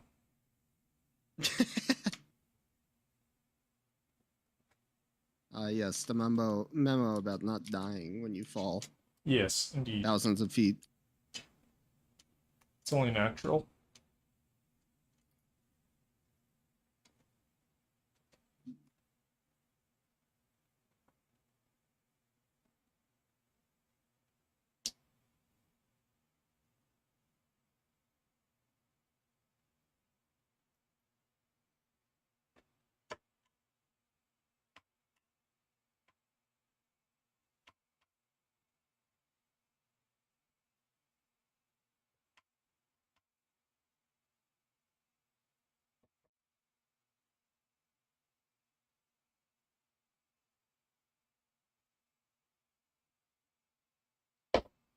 Okay, last two case screws.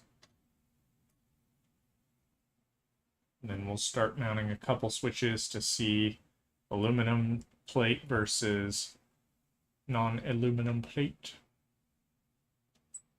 I'd like to think the aluminum plate would be better. Well, better in terms of rigidity, certainly, but that's not necessarily what you want from your typing experience. It's personal preference, like basically everything in the mechanical keyboard market.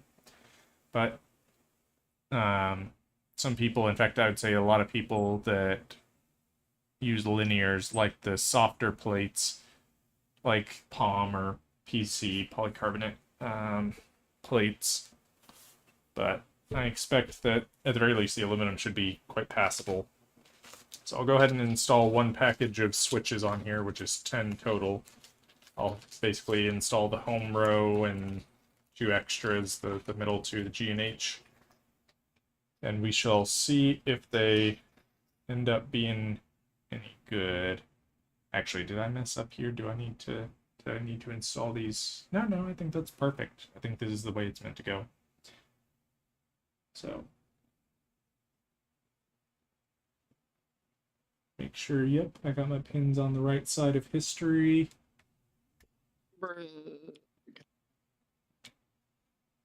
Just carefully push them straight down.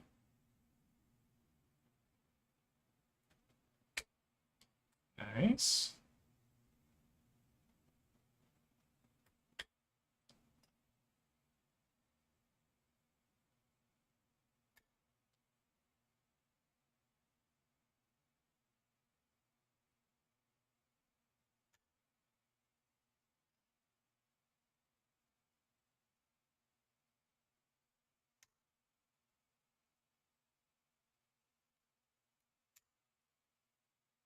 Yeah, it is actually really easy. I thought it was going to be sort of a mushy feel as you push down, as it does the, interacts with the hot swap stem, but no. All right, so let me install a couple keycaps. See how you like the feel. Sorry, what'd you say? I had to take off my headphones. And see how you like the feel. Right.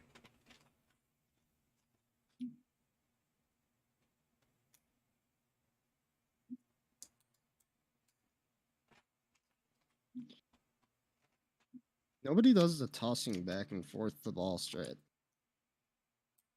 The ball? Yeah. Very Playing rudimentary grip ball. ball? More like energy ball. Hmm.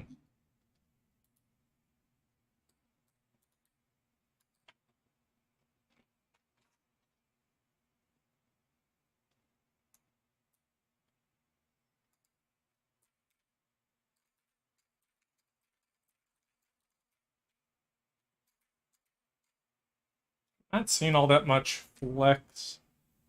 In fact, like no flex in the board. I guess that's part of the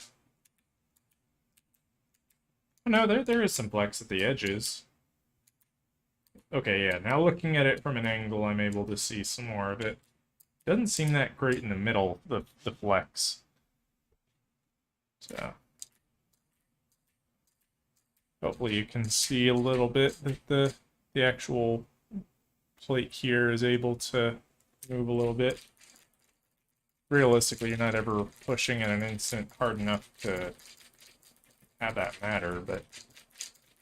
And oh my god, click. A lot of it is being cut out by the noise suppression. No, I hear On it. no, on stream, I'm sure. So I'm looking at the audio level, but while I'm talking, you should certainly be able to pick it up, I believe. Yeah, that is very clicky. All right, let me break out the FR4 board once I pull these, and then we will test with the FR4. I'm expecting I'll probably like the FR4 a little bit better than the standard aluminum plate here.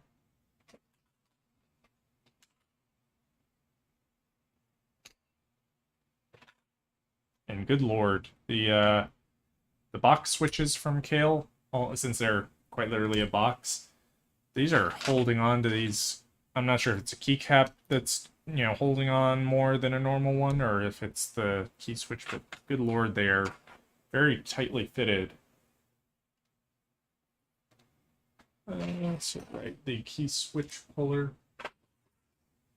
should be around here somewhere. There it is. Please start playing it safe, you two. Thank you for rezzing me. Alright, there you are.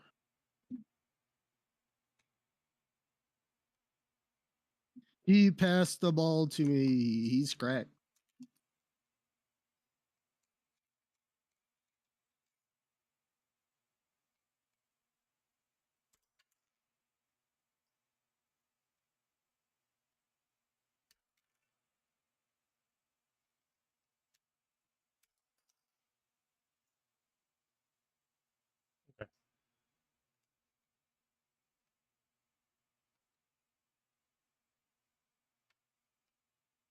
Eh.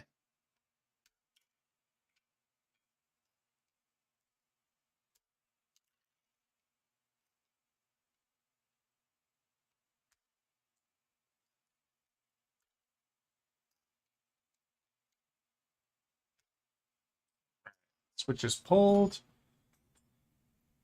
This time I'm going to only put some of the back screws back on, like 4 max, probably 2, just because unscrewing all these takes a lot of time. If I need to change back to the other plate, then I'd rather not have to unscrew all 8 to get back there. So you're gonna test the other plate now? Mm-hmm.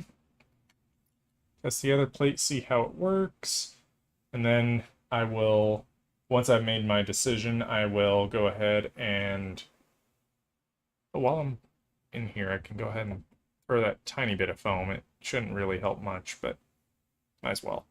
And then I will plug it in and see how it works, make sure all the keys function, open up QMK, and then mess around with it a bit. Make sure to get the rainbow lighting or some form of it to be pretty. Especially with those keycaps, it'll be nice looking. I considered going for these are what's referred to as a pudding keycap. In other words, they have the translucent bottom and a opaque top for the most part. Like I said, except for the lettering, which is also translucent. There's a 1 or 2 keycap sets that are what are referred to as reverse pudding, which is an opaque side but a clear top. And usually those have their lettering on the side of the keycap, so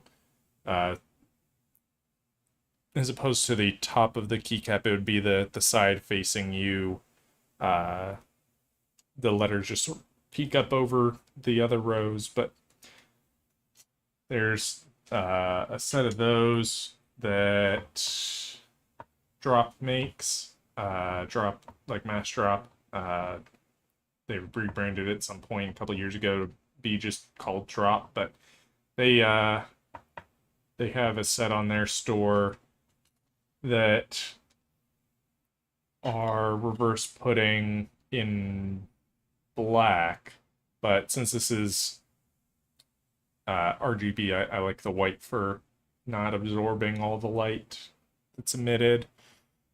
So I said, no, I'll probably just do the regular pudding plus the reverse pudding, even though it can look good, since the key stem is still there in the middle, you can get some weird shine through where like half the key is more illuminated than the other half.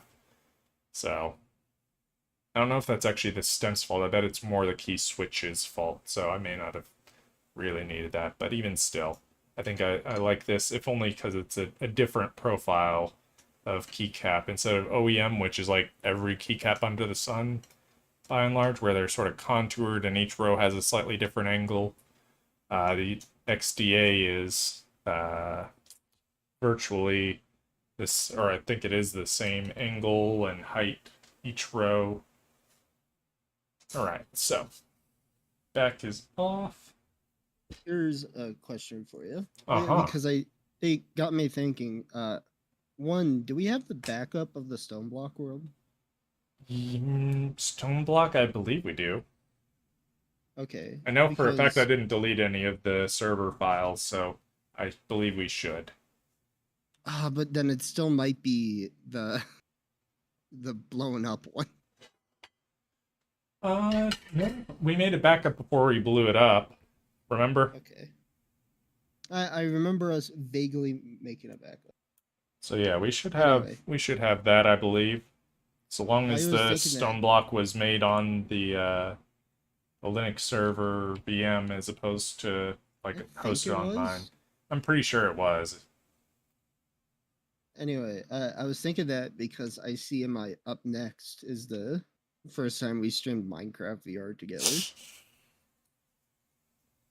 So I was like, what if we go back in VR and look at Jesus. That would like our be giant crazy. reactors or... Yeah, no, we should do that. You're right. I'm guessing that gosh, imagine our VR Minecraft allows for imagine our draconic reactor. That looks so fucking cool. But yeah, the Minecraft VR does allow for modded, right? Yeah, but you just have to make sure you choose the file that you're installing it at.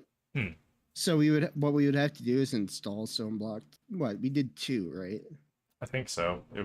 We didn't install Stoneblock 2, and then we point to the jar to replace it. Okay, so you just launch with the VR jar, or you launch with the modded jar. You launch the installer, it'll be like, do you want to install it for modded? You say yes, and then you point it to whichever jar is the modded one. And we'll essentially... Well, we can work all that out, but yeah, I agree that would be a good little walkthrough to see, because Jesus, it would be even cooler to see, well, perhaps cooler to see the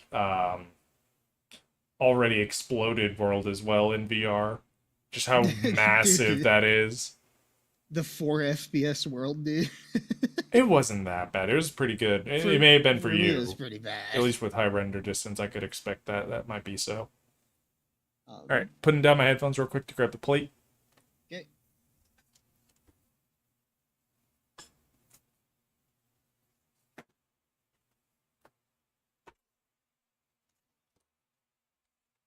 All right.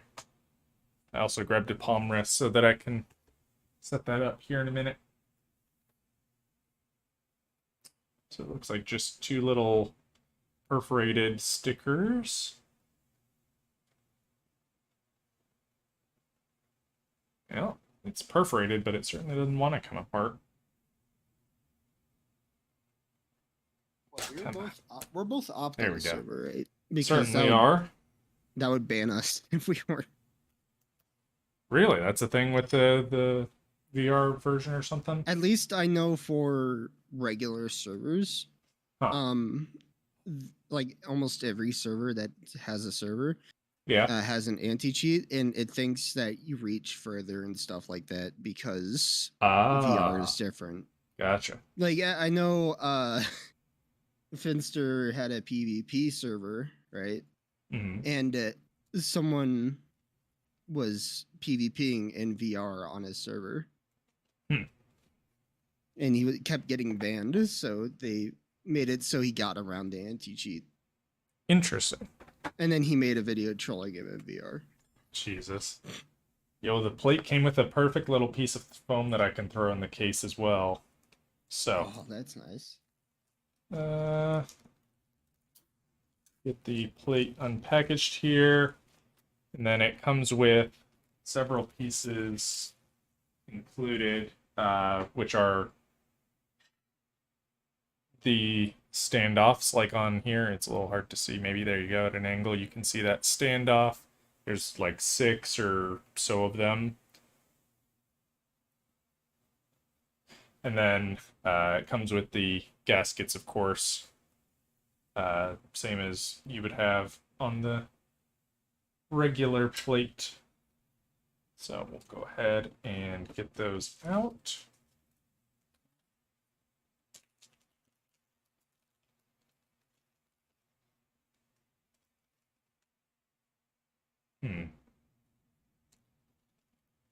So we'll go ahead and get the standoffs installed first. Since it's a PCB material, can't really drill holes, so they include a tiny little nut to go through the other side with the... Actually, this isn't a standoff. What do those holes go to then? I see a bunch of little holes in the PC plate, tiny enough ones to work with those screws. But if I overlay this... Oh, no, they do just work with the other holes.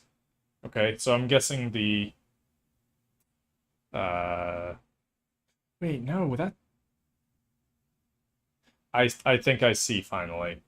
So it includes standoffs as well as screws and nuts. The standoff interacts with the nut to go through the plate. So where this one on the metal plate is flush, and it goes to the standoff on the back. Try to get you lighting. Standoff on the back. This one will have to have that nut just a little proud, so the nut goes through the bottom side towards the plate. Or sorry, the standoff does. And then the nut goes on the other side to hold it in place. Okay. So Update nut 6 for Satisfactory is now on experimental. Huh. That's scary. And then as a result, you can now screw into the standoff to connect to the PCB. Okay, now I understand. Interesting way to have to do it since it's made of a fragile material, not suitable for screw through holes.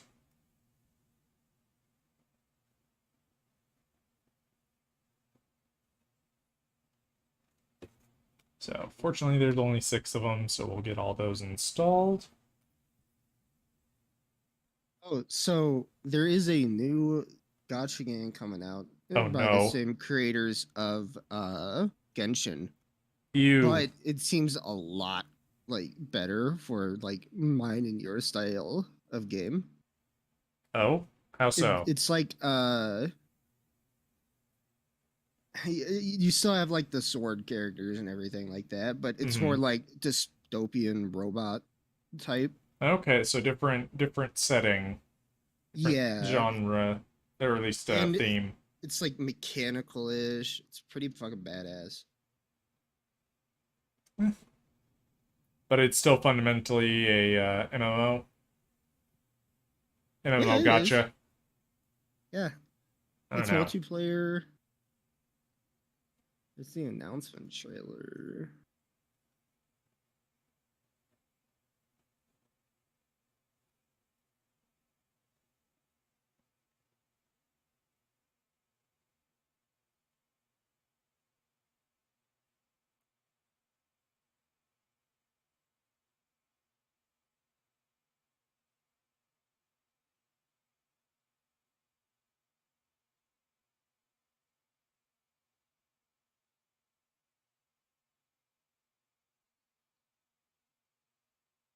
Yeah, there's also like ranged characters with like guns and stuff like that.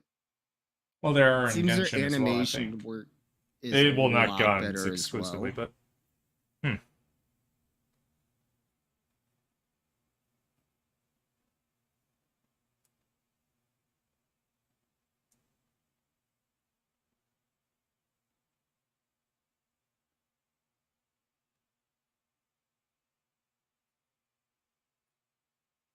Okay, standoff's installed. The plate should just rest in there. And then we'll put the little screws through the back. It looks like these are... no, they may be the same screws as the ones already included, but I'll go ahead and use these just to be safe.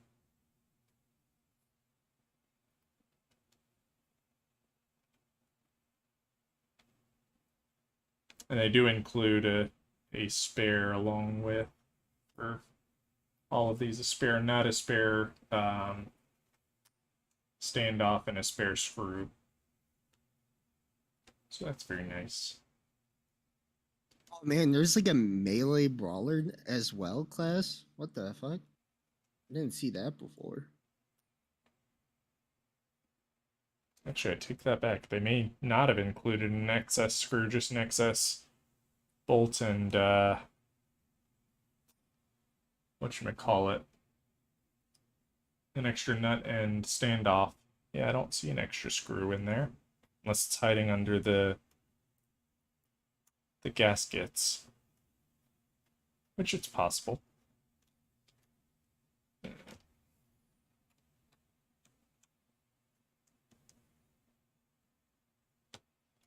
Alright. So let's see here. That's the shorter gasket. The rest should be pretty much the full length. Because that's not, yeah, that's not long enough for that. It's only long enough for that one. Also a difference with this one, it looks like where the normal one has two pieces there, two pieces there, two pieces there, two pieces there. It only has one for the bottom side in the middle of each, and then it doesn't have any gasket installed on these edge pieces. I don't know if that's intentional or not. That may be why they included some extra with the keyboard. You may be able to install those, but at the very least, they're not installed by default. So we got four little pleats of gasket, which will go here and on the back side. I don't know if there's any others we can apply that size to. In fact, just so we're on the safe side, I'll apply the large ones first.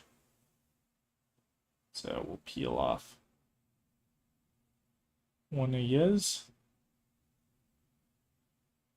Come on. Peel off. There we go.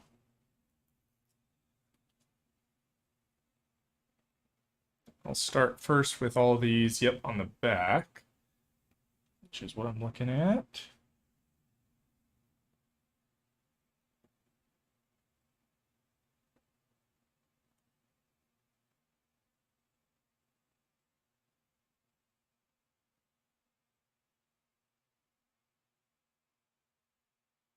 Okay. Next one.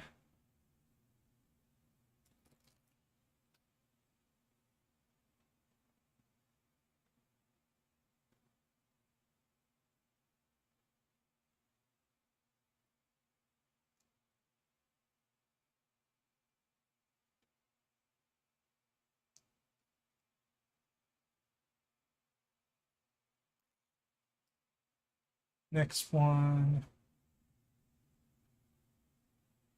Come on.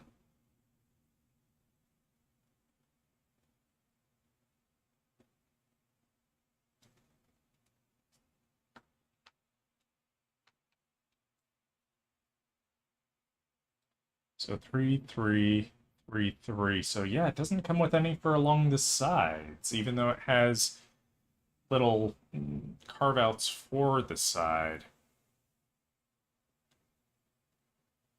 Well, I guess you could forego like the top middle gasket. Let me see. So this is the front piece. It has gasketing for, is that even the right way I have it right now?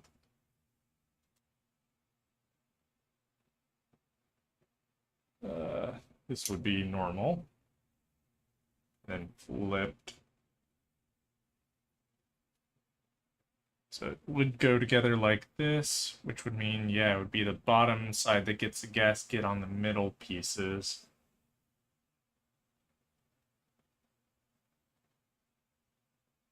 Yeah, I think I'll spread it out, even though it looks like the top has space for a gasket there in this channel here. I'm gonna. I'll send that trailer of the game to you, but you can watch it like after the stream. Okay. It's pretty cool. Oh, actually, I miscounted because that's right. It's not 6 for each. It's 6. Sorry, 5 sets of 2, so 10. So I can actually double side all of those and then single side maybe the edge pieces. Yeah, let's do that.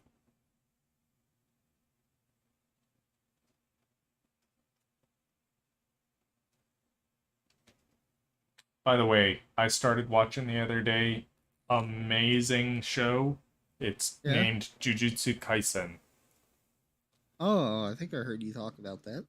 I may have mentioned it already. I didn't think so, but Jujutsu Kaisen is amazing shonen. It is I would say definitely unique, and it's incredibly animated. Like the amount of time and effort that went into animating that, and then obviously the budget for that must have been insane.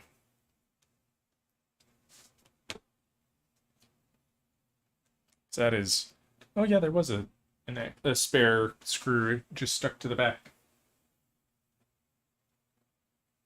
Wait a second. Yeah, that does look pretty insane. I think I have to watch this. Yeah, agreed. It is well worth. It's a double season, I believe, or maybe that it's 2 independent seasons. Yeah, I did miss one. Yeah, I love animation style like that, like blur lines, fucking stuff like that. And it's fully animated fight scenes. Like it's not, they skimp out and only include like 5 minutes. Like where I'm at in the middle of the season, 2 back-to-back episodes of non-stop fight. That's pretty cool. It's sick. It is a great show, and it shows it's one of the top anime on Mal. It's somewhere in the like just after top 50. It's like 51 or 52 type thing.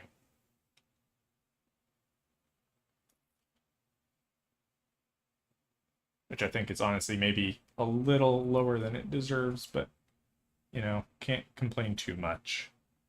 It's definitely up there. I mean, if you just think about how many anime are released in a quarter, being top 50 is still pretty impressive. No, like I do like animes that have like it's why I liked like some original fight scenes in Naruto. It's why I liked some like early fight scenes in Dragon Ball, right? Yeah, It's also why I super liked incredibly animated and Mob Psycho 100. yeah, agreed. It does that too, where especially like even just pilot episode, the intro scene where he's like it's showing basically him in his question mark form, I guess, up Yeah, against that gave me the chills the first time I onslaught. saw it. Yeah, that's a good I way to think lead into the show. I think the first time I saw it was on Twitch was doing their like Yeah, yeah, Twitch yeah. showcases, and I'm like, this actually seems sort of dope. So I Sorta. stopped watching and I watched it, and I'm like, wow. That same showcase is how I came to learn about. God, I don't remember the name of it, actually. It's like Space Patrol Lulu something. It's the one with I mean it's kind of a comedy parody on Gurren Lagann almost, and it's made by the people who made Kill la Kill. It is I also like it's a good you see little like the mini big series. It's a bunch of little shorts essentially, but I'd like what? um being able to easily outline the character versus the background. I feel like I'm just looking at like Mob Psycho right now, Hmm. and like they're doing it well in this other show as well, just from the like screenshots I see on images. Yeah. The characters really stand out versus the background. Yeah. And honestly, all the characters are very likable. Well, maybe not likable, but they're good characters, very well written. What else? There's a unique plot and idea behind it, as opposed to some shonen which are just, copies of other shonen concepts, essentially. But Yeah, it's definitely worth a watch. All right, got all our gaskets mounted onto the FR4 plate. So let's go ahead and put this bad boy back together once more and do a test again.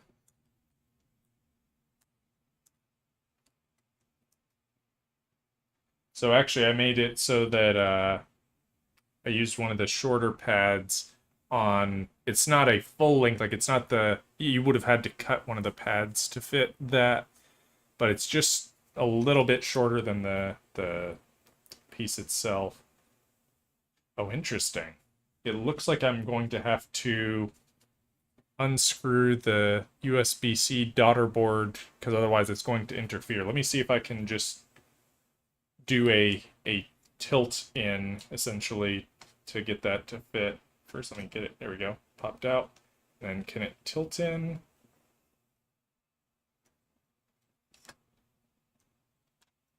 Yep. It looks like. Well, looks like. Did it actually get past? Yeah, it looks like it. So that worked good. to get it mounted or get it into the case front. Plug the little USB-C daughter board in. Get that out from under the plate, and then big hefty aluminum bottom.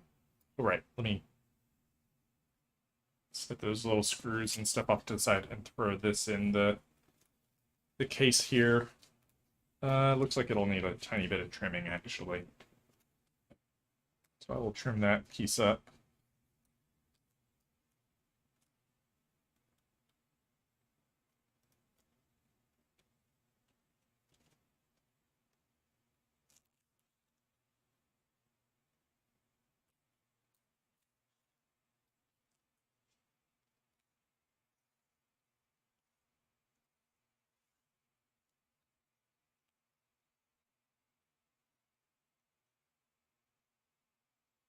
I'll be right back.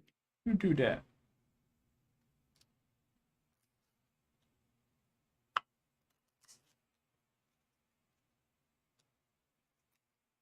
All right.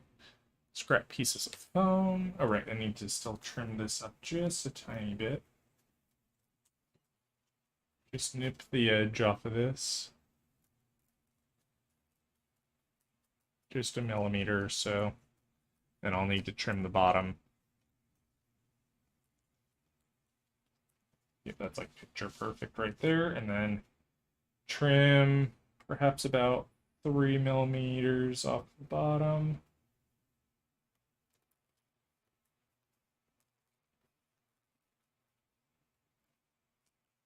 Don't you go sliding on me, Case.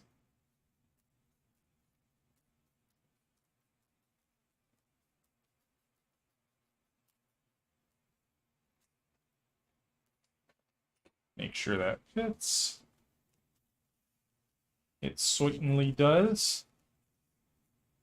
All right, so let's go ahead and throw that on there then.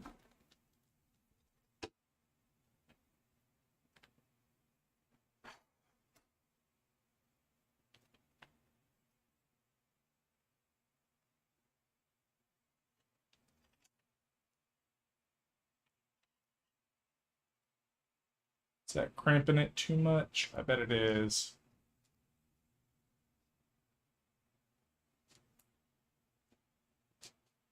Yeah, it seems like it is. I'll take out the foam from the plate case.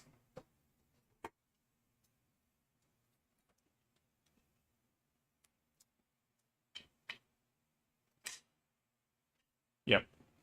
Now it's fitting together. All right. Everything seems to be good there, so I will go ahead and start installing 2 screws. Do opposite corners.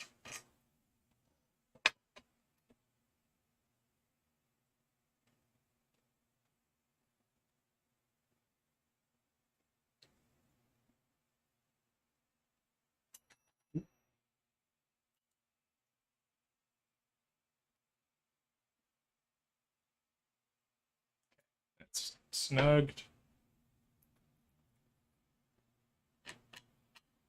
And the opposite.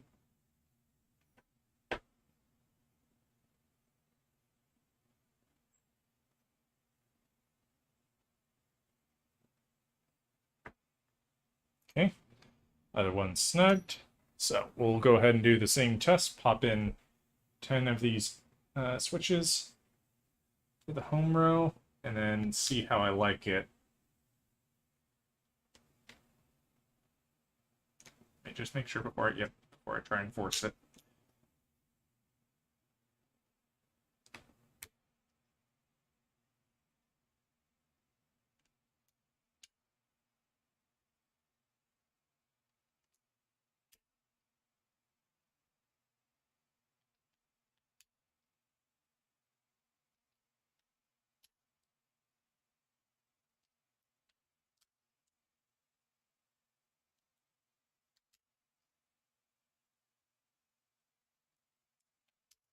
Okay, last but not least, get our keys.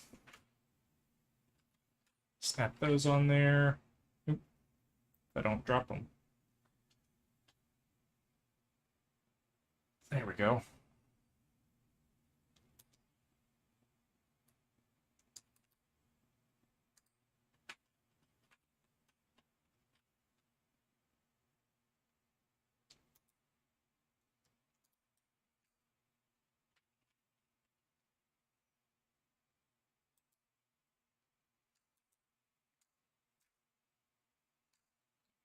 They're all firmly planted on there.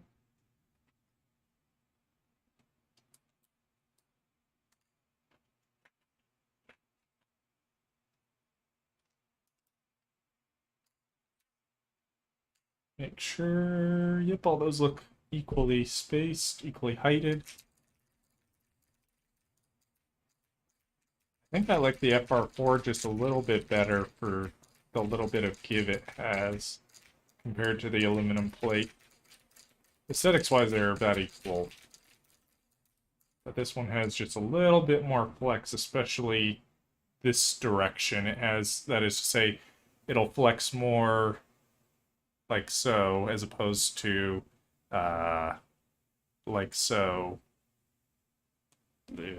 Forgive my hand puppetry. Alright, talk while I'm doing this so that the noise suppression doesn't cut it off. Alright, so I think I will go with that. So we'll go ahead and get cracking at this. Get all my switches unpacked.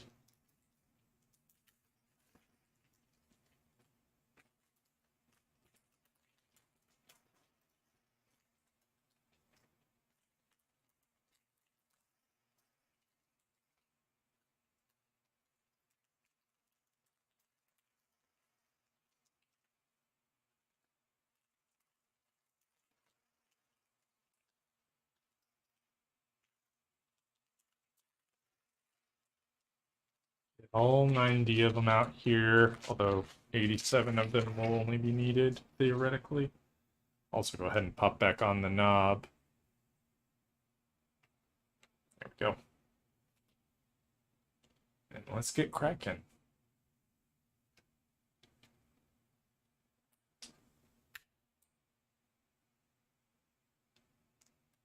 Once they're all installed, we'll plug in by USB and we will test them all.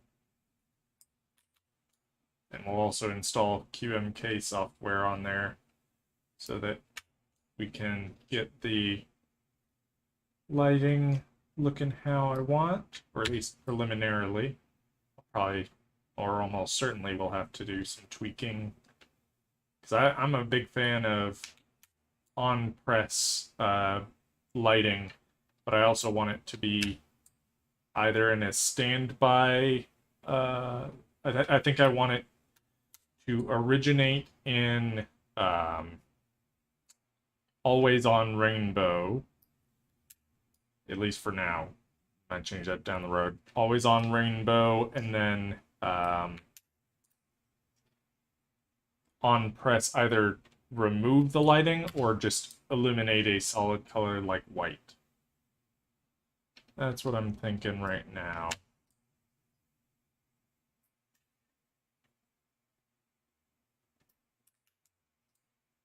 I'm going to be so pleased to see the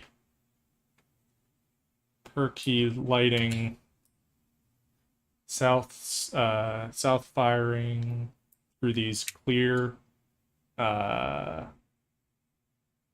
housings into some pudding keycaps.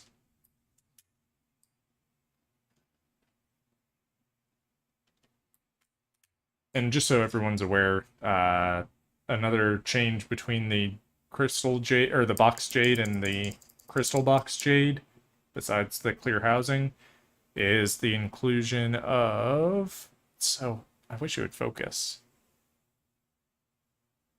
There we go. The inclusion of 5 pins, so that central larger pillar. It has 2 clear pillars outside of that, and then the 2 pins, obviously. So, important to note, if you use some cheaper boards, they may not have 5-pin support, in which case these would not work with them. You would have to either find a keyboard that does support it, or you'd have to permanently snip off the 2 plastic clear legs, the smaller legs, and leave just the center post and the 2 wire, the terminals for the actual electrical connection.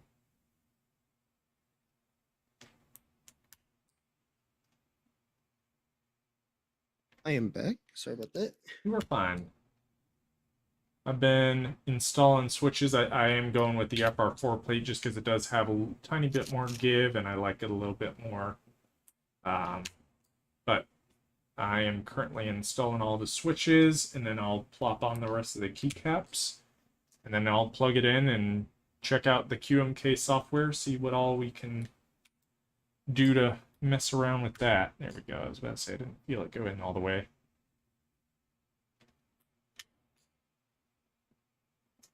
I'll be curious to see. That's the 3 key, no, two key. So I'll be curious to see if that one has a bent pin, because I don't think it went in perfectly straight. It felt like it went in bottom first and then top, which could have caused issues. So we'll have to see if that one detects.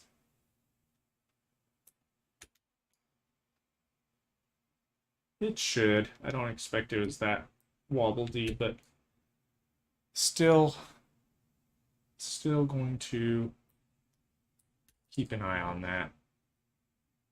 Boy, oh boy, though.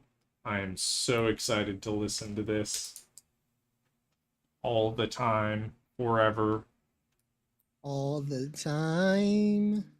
and every day.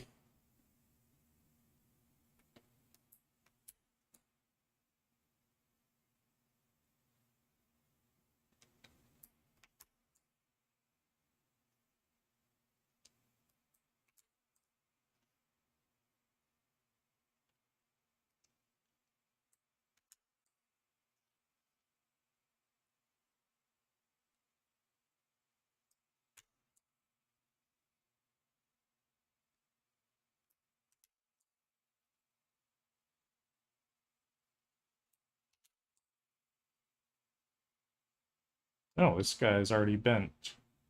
He must have gotten bent in the package. There we go.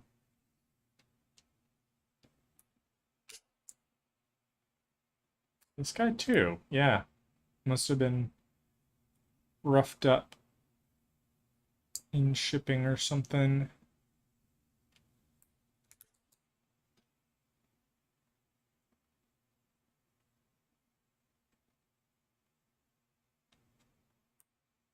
I'll freely admit I did sort of just tumble them out onto the desk, but the pins aren't so fragile that that would bend them. You actually need a little bit of force to force the plastic deformation to occur. And I'm not talking about deformation of the plastic housing. I'm talking elastic versus plastic deformation. Physics.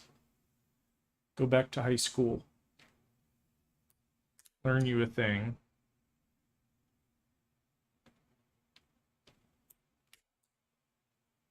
So yeah, now I'm more concerned than the number 2 key could have a bent pin and won't actually register when I test it. But again, we'll have to see. I'll hold out hope until I have confirmed whether or not that's the case. Oh, I fucking hate moths now, by the way. Like moss is in real life moss or what? Moth.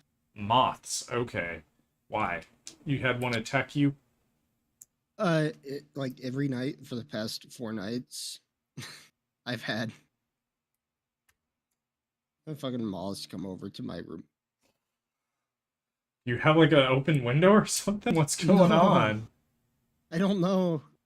Huh. Maybe one or But two it's like just wander my their room way is in the with an only open light door source at now. some point. Yeah, so it's like yesterday. Uh, the first day it happened, it scared the fuck out of me because I wasn't expecting it. Right. No one really Then there was expects the invasion of the moths. yeah, then there was the second day, which I was like, what the fuck? There's another moth. The Probably third the day I same was moth, honestly. raiding and I had my lights on, right? As one And it does. was like hovering around the lights while I was in like the raid boss, like actually killing him. So I'm like in the middle of like a hard call out, you just hear me yell, "There's a fucking moth!" And then the other day, I think it was yesterday, one landed on my keyboard It. You just wanted a friend. while I was playing games. Did I Wanted tell to you say about the hello. spider that went from the ceiling down to my left monitor? That's very nice. Okay. Yeah. Yep, I was correct. We have 3 spare whatchamacallits there. Scooches. Come on, scooch up. There we go. And then I'll also grab the Crate of extra keys. Go. And we'll go ahead and start plopping these on. So let me see. We have an alternate 2, 3, and tilde key. We have an alternate over, I guess it's a 1U sized key for over the enter key. 1 and 1.25U shift, as well as it looks like a 2.5 or 2.75. I don't know what that size is necessarily for shift, and then a 2. Hold on.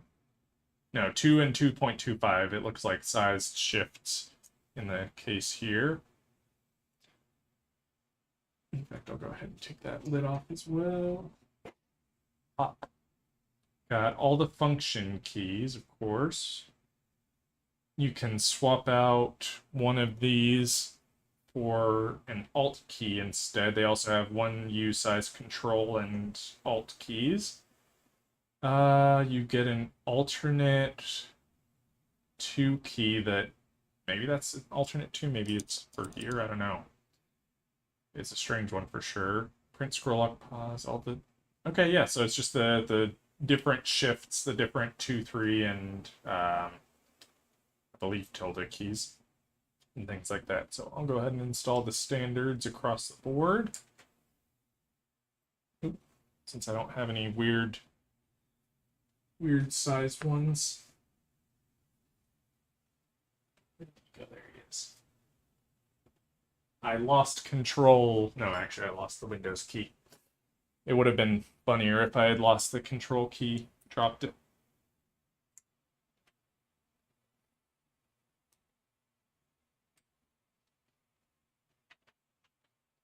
Big ol' space bar.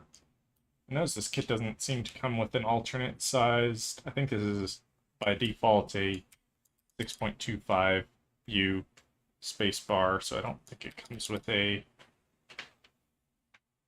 7U key or space bar. Fortunately, I don't need one. Right side gets a function key instead of the. Well, I guess what is it on? On my other one, it's a function, or sorry, alt function. Next one over is like a Windows menu, which is this guy, I guess. And then control. Okay, yeah, so I got all the same. It's just a slightly different sizing. Where on my existing keyboard, move this over so you can see. Where on my existing keyboard, these 3 are all 1U, and this is a 1.25. All of these are 1.25s. All of the modifier keys along the bottom are.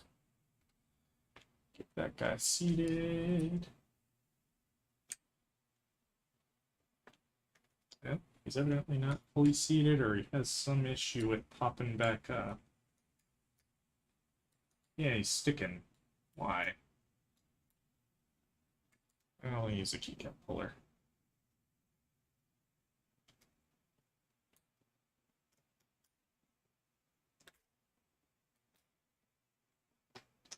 Where are you misbehaving? Stabilizer works fine. Key switch works fine. Is it just a tolerance issue or something?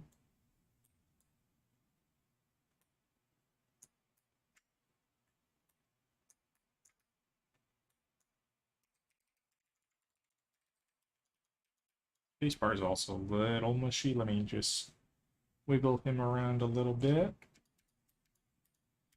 Yeah. What's he doing to be awry? I think it's just a misalignment. Ever so slight.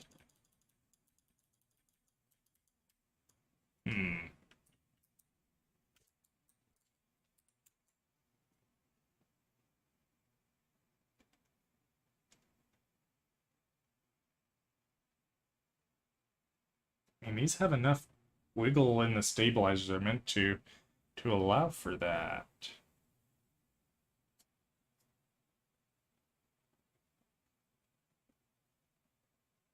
can't tell if the space bar is slightly warped or not. Now it seems flat.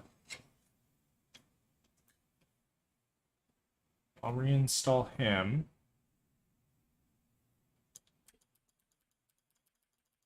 It still feels heavy, like the key needs...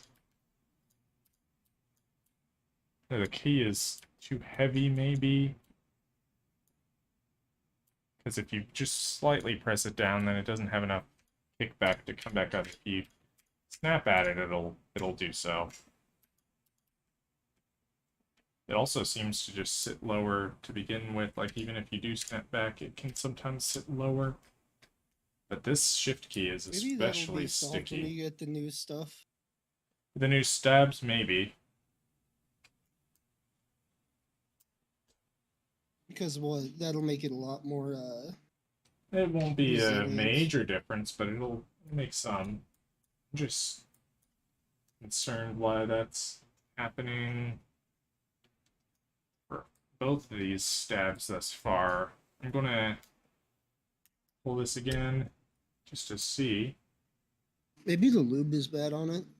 No, it's pretty good. There's nothing impeding the movement of the stabilizer other than the slight friction caused by the lube. You know, the slight viscosity that it has, but really nothing to write home about, nothing that would interfere. These are light as a feather keycaps.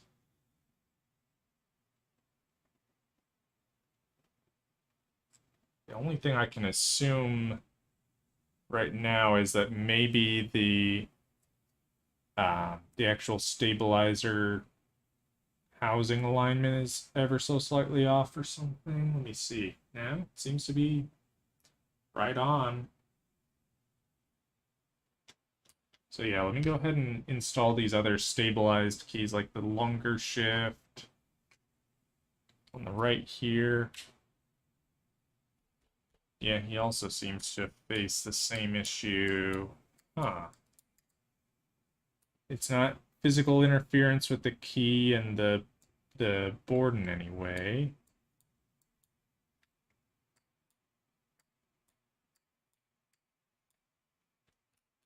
But it just sits there.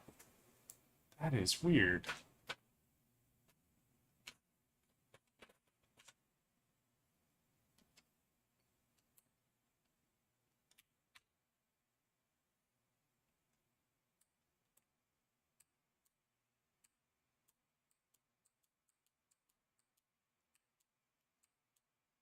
I think it's just got to be something maybe with the manufacture of these keys, I'm thinking. Like where, yeah, I'll use a puller. Where it's, the stems are slightly too wide maybe, and so it's causing the, in fact, I think that's exactly it. I think compared to the stabilizers, the little stems inside of the keycap are just a little too widely spaced for it. These keycaps may not work with this board in general because the stabs are, you know, standard size, standard width apart, so to speak. Let me see. Let me diagnose if this is the case with all of them. I'll also go grab a ruler real quick just to verify that is indeed the case. One sec.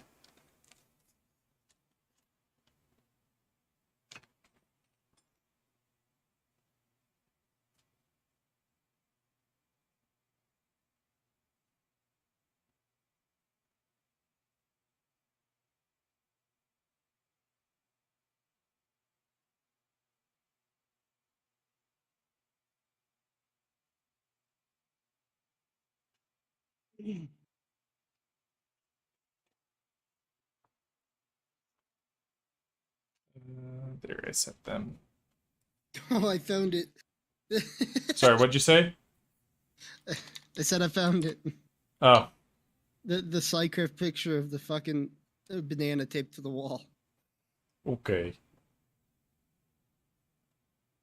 I remember talking to you about it a while ago that there was a very detailed map art of uh, a banana duct taped to a wall on the SiteGraph server. Interesting. So, across from the furthest leg of the top stem to the furthest leg of the bottom stem, it is exactly 1 inch and 1/8. So 1 1/8 inch. On the keyboard, if we look at where the plus goes to, it actually corresponds exactly, or at least as close as measuring in eighths of inches can get you. It appears identical spacing when they're sort of at their widest here.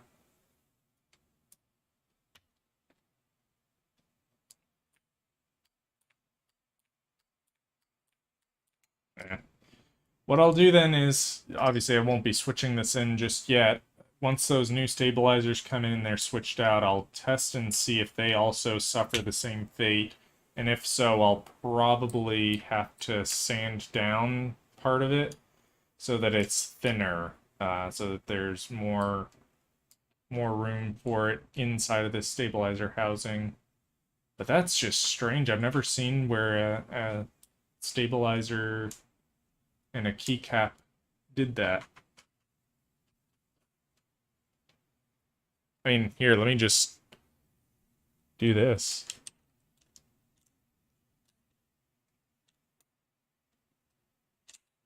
There we go. I pulled keycap off of my current keyboard. Let me just switch out the enter key. If it works, it's the keys. If it doesn't work, it's the stabs. It's the stabs. So something about these stabs. Well, no matter. Like I said, once the new ones come in, they're getting swapped. So that'll hopefully fix that. But that is bizarre.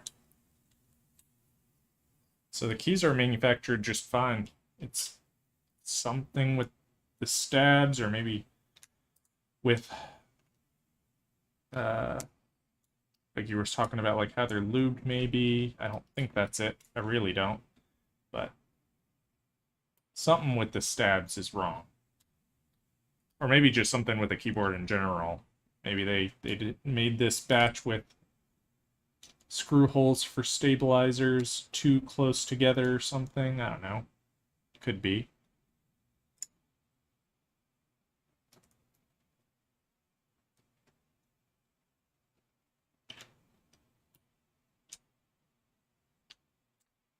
And this one won't even... Oh, there we go. Barely got it to click in, but yeah. It suffers... Ooh, an even worse fate. It doesn't even come back up, really. Pull it back up with the puller. There.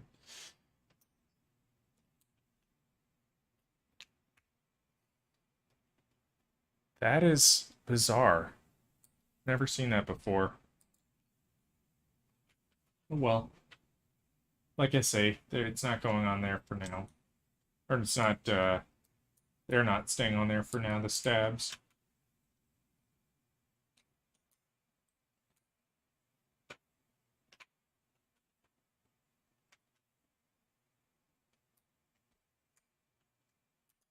What's interesting, though, is that the space bar at least half works. What'd you got for dinner? McDonald's. Oh, okay. Be right back. Yeah.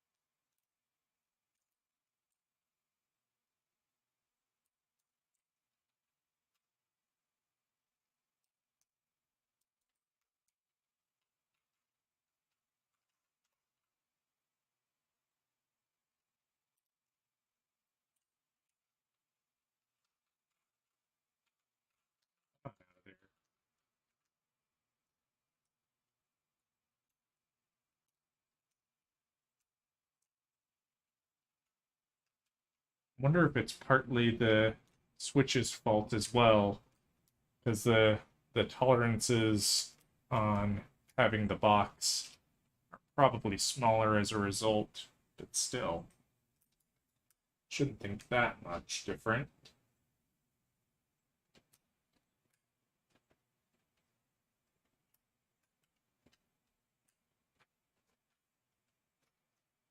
And here at the end, I'll go ahead and disable the noise gate that's preventing key press sounds when I'm not talking, so that you can just hear the sound of the keyboard.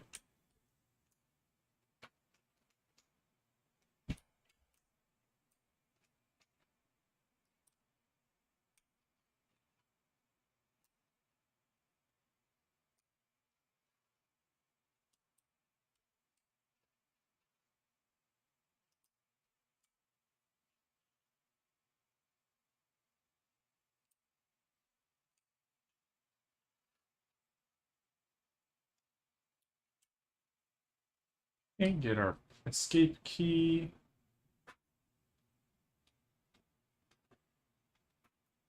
Escape, escape key. Escape.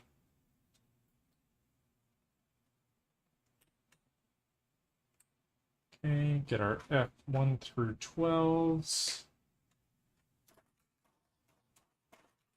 Oh, come on.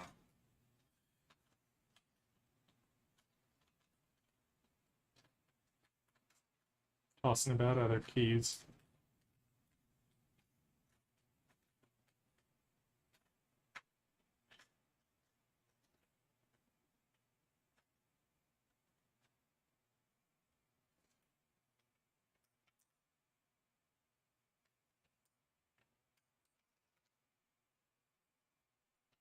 Oh, enjoying. Hey, all right. Yeah, let me see.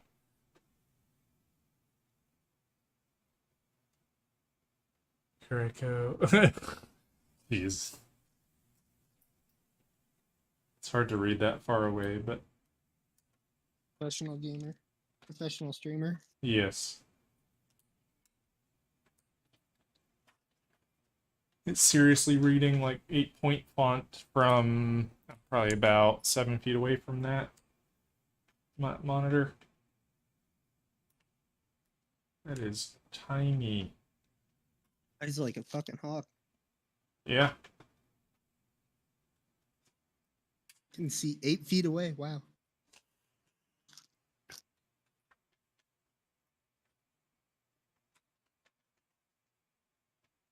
I'm lucky I might be able to see 10.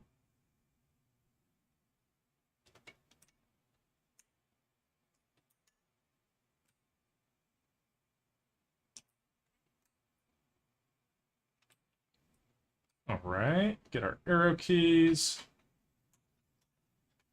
Ow. What have you done? Hit my glasses on my mic. I would not recommend that.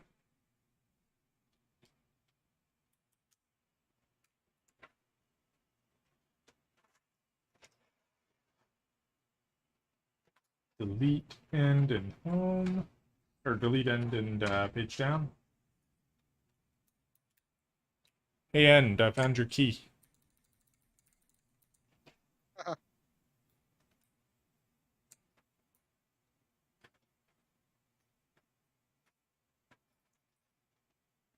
Just a little bit of cheeky keyboard humor for you.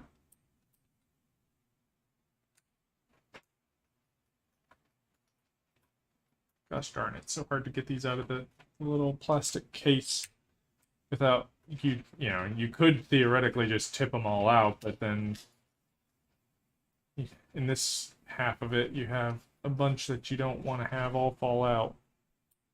Alternate keys, or in this case it also includes the numpad, which this keyboard does not have. So let's go ahead and just get a firm press on everything, make sure they're all pushed in except for you. Stabilized keys you do not get pushed in, because otherwise you're not coming back. Except for, oddly, the space bar. Alright. So they all should be plugged in or socketed in. I'm going to get the cable from the box. You fixed the issue with those keys? No. Oh. Unfixable. I tested a key from my other keyboard, my existing keyboard, and it does not work. It seems to be the stabilizers after all. Or some weird thing with the manufacturing of the motherboard, like the motherboard, the circuit board, but I think it's more likely the stabilizers. Give me a sec. I need to look through and find where I put that USB cable, and then I need to unpackage the palm rest. Oh, who's this? Stinky World. How you doing, Stinky? Uh-oh. Stinky.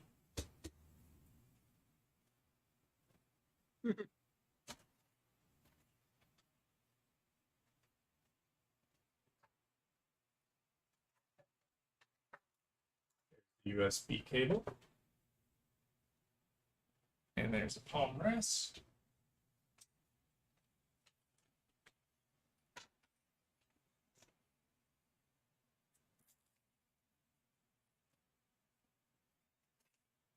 Little captive Velcro strap, all right.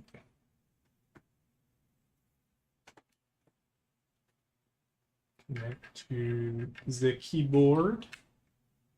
And then I'll go connect this to the back of my computer. You say good you? Hmm? He said good you? Oh. Stinky. Stinky in the house. Hey, at least you got pride about it. Not many people can say that.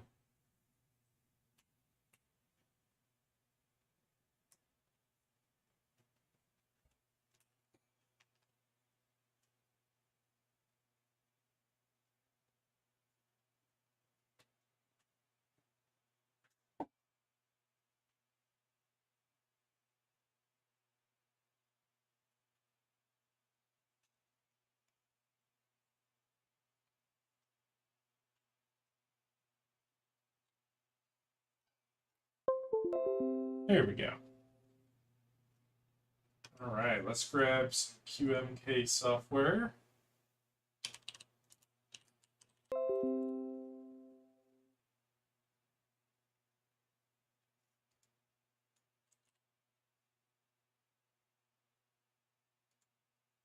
Oh, it's already doing the rainbow. In fact, let me alter the camera settings so that you get a better view of what it looks like in real life. I see. Tone down the brightness, and then change the contrast. He is building the CIY Test 68. Hold up. CIY Test 68. Huh. I've not heard of that one in particular, but best of luck. Honestly, this is pretty easy to put together, all things considered. Let's see. Get that video settings thing back up.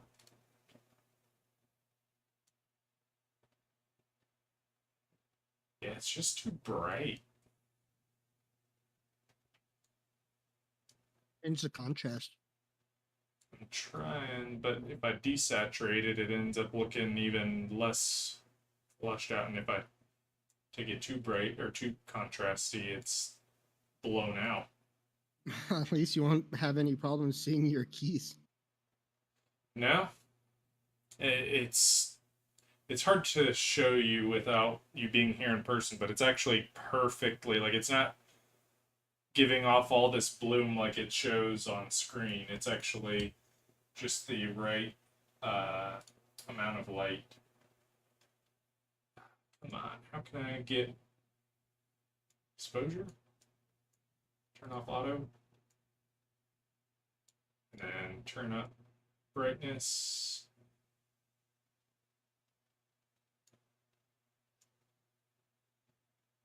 Too contrasty, maybe.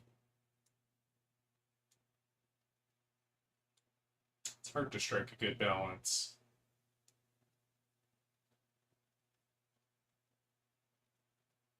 Yeah, definitely -7 is where I want. Well, that looks sick.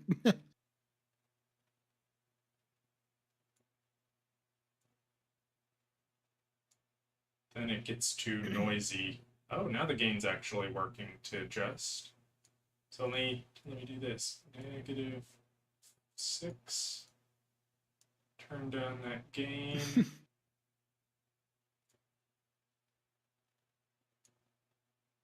It sort of looks like the keys are like floating. Yeah, it does sort of look like that. I'd say it's the dynamic range on the camera is not very good, obviously, but this at least gets you a better idea of what the color or the brightness looks like. I'd say right around that saturation. So this is more or less what it looks like to me, although obviously take the background away because it's not going to be very accurate to what the camera can pick up. But Stinky is asking if you could do sound tests. oh yes. I'm going to get the QMK software, the configurator loaded up. Actually, just no. Okay, I do need to actually grab a layout here.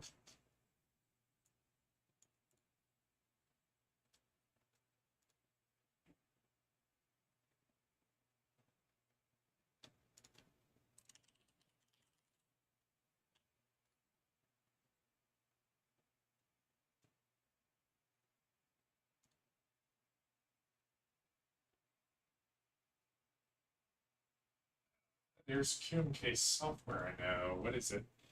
Pull up one of the keyboards. It'll talk about it in there.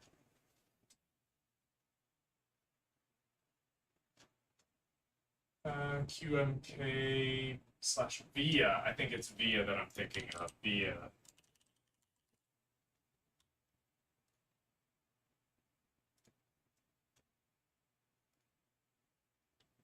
Yep, that's it. That looks more familiar. Windows EXE. Actually, I'll get the MSI. Doesn't really matter, but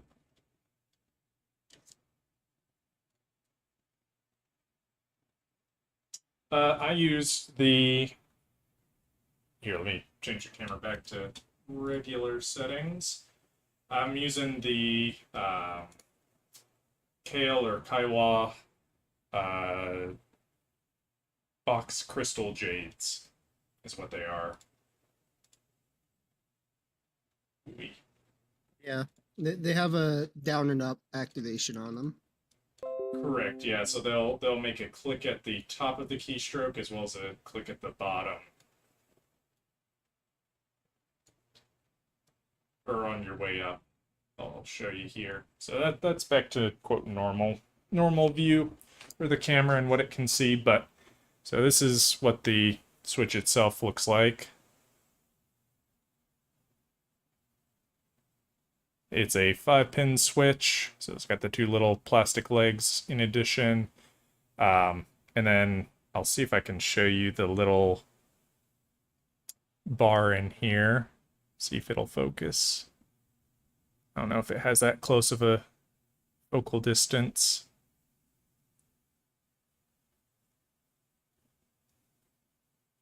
Yeah, I don't know that you can really see it, but in there's a little, you may be able to see it moving on the far or on the bottom right corner. That little silvery piece of metal that's moving is the bar. And so it interacts once on your press down, clicks, and then on your way back up, clicks a second time. The box jades, the box navies, as I understand it, are some of the only ones that do that. But most other keys, especially Gatoron and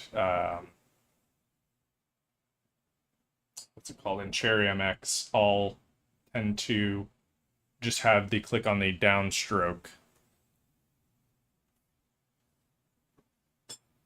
Oh.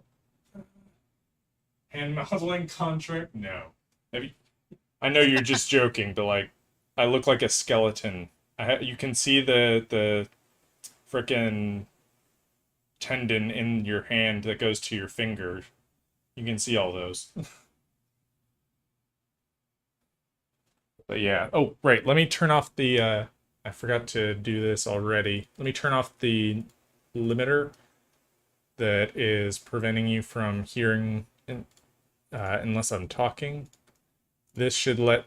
I had it on to prevent noises from when I was putting the keyboard together from getting annoying, but now you can hear the keys themselves in the stream.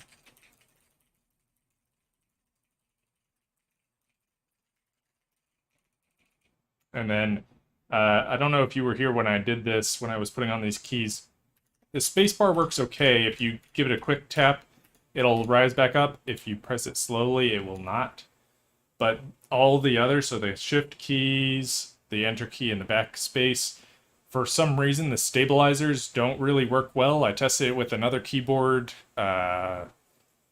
It's a Corsair keyboard that I have been using that this is going to be replacing, but I tested a key from it on here as well, and unfortunately, whenever you press the key down, it just sits there.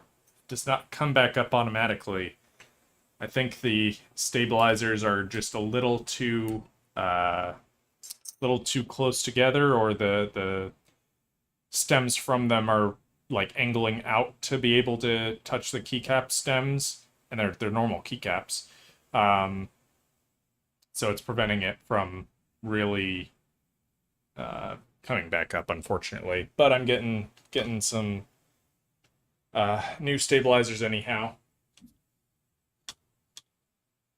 So it says searching for devices. Did I not switch it over to Windows mode?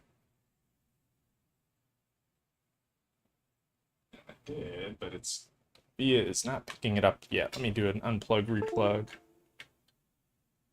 See if VIA sees it then.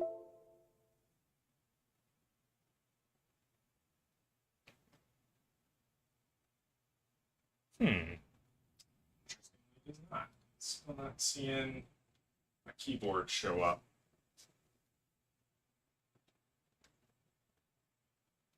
Do I need to grab an initial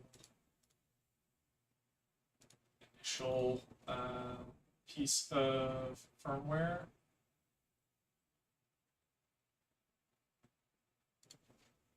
Check compatibility just to make sure. D under K for Keychron. They advertise it on their site as being compatible, so. The Q1 and the Q2 are, but it doesn't specifically list the Q3. So, let me see if I can grab a version of the hardware that'll work with this. Don't see it listed in the firmware there. What about QMK configurator?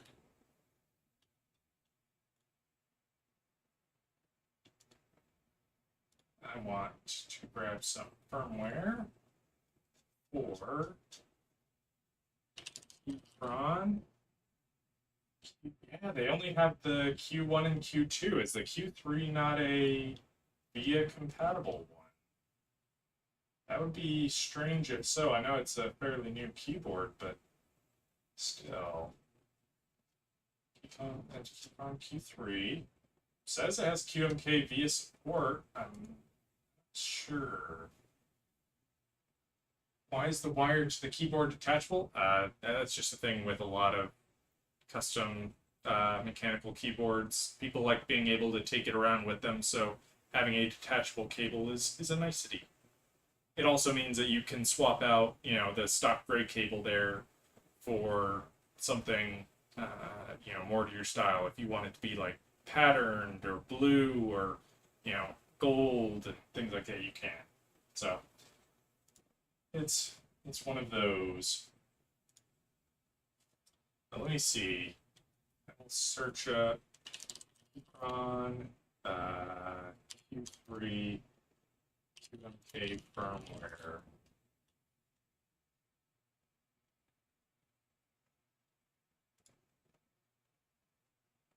Aha.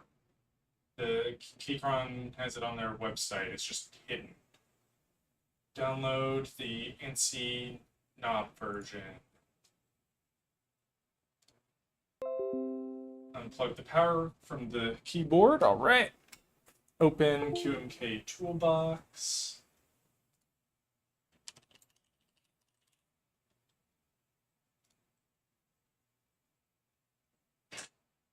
Pardon.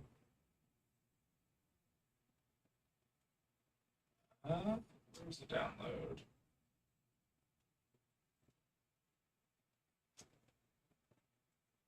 Latest release there. QMK toolbox.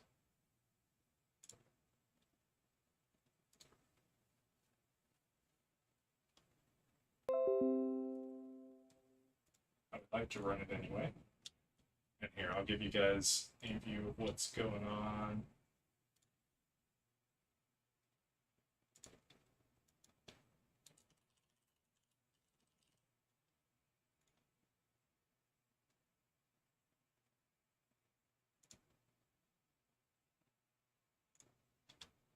Just throw this off to the side.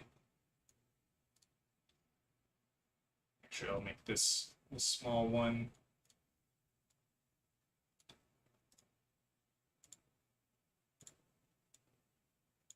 There we go. I would like to install drivers for my devices.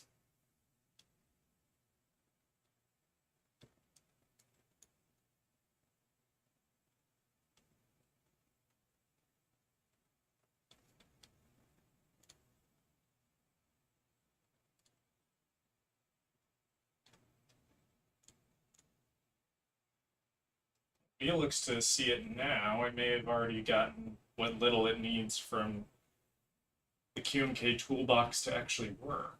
But I will go ahead and specify local file just to make sure. Flash, auto flash. Okay. Now let's go back to the site. Open QMK toolbox. Press the reset button while it's unplugged. The spacebar. Press and hold the reset. Then, okay, press and hold reset, then plug it in. So it's basically pressed at the time of keyboard being initialized. Come on.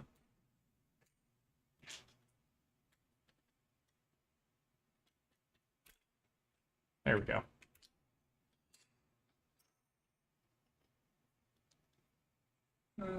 Plug in the cable, it'll detect, click and open the bit there. Okay, so it's pressed.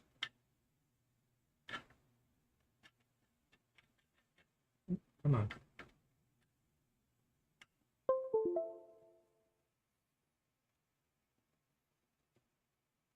Okay, it detects the device. Click the flash button. Okay. It's flashed the firmware, or it's erased the existing firmware. Now it's downloading onto there.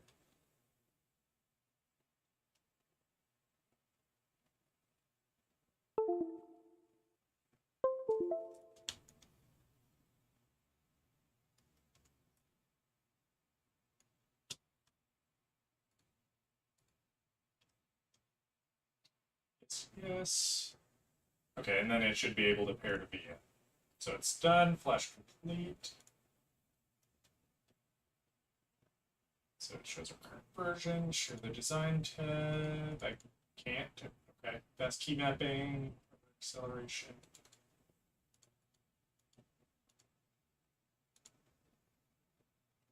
Oh, you have to import a particular key map.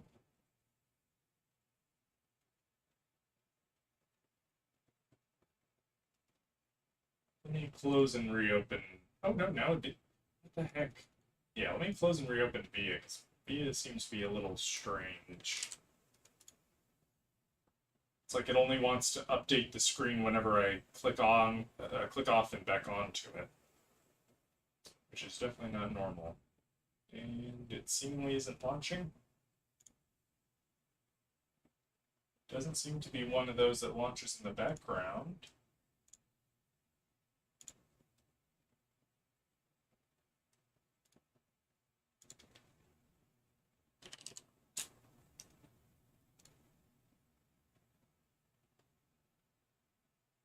Weird.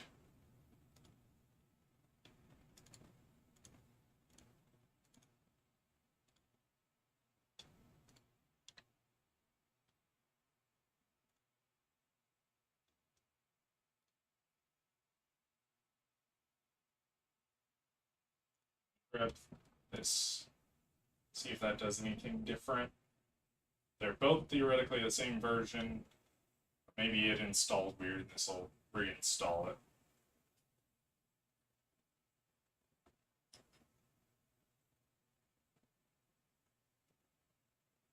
By the way, you muted? Or are you still... Oh, I'm not. Oh, okay. You're just eating? Yeah, I have a little bit of fries left. So, here, now but it's searching again. If I pop it away, pull it back up, does that change it? Does not seem to.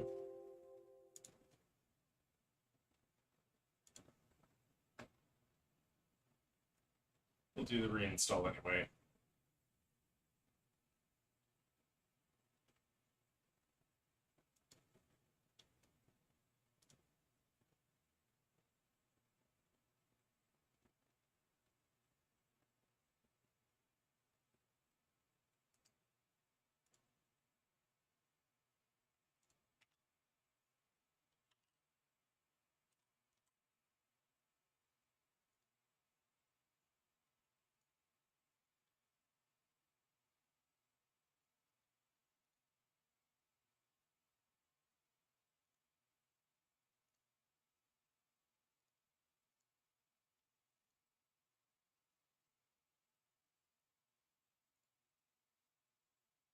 Let's check this out.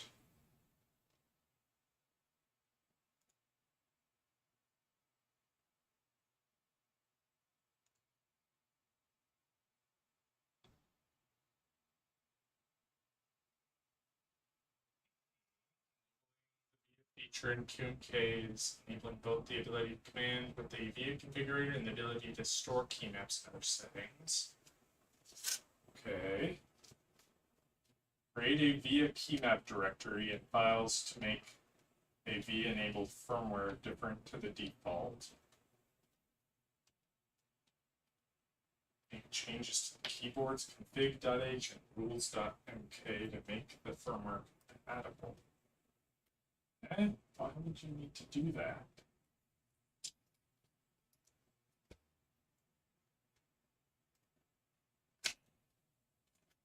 Go ahead and get the neat little wrist rest package on waiting on VIA to theoretically do something.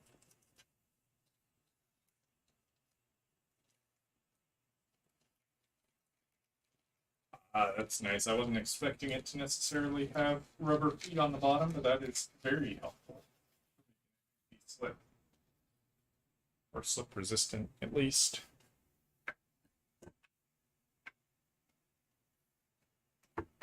Is it sitting on a screw? It was.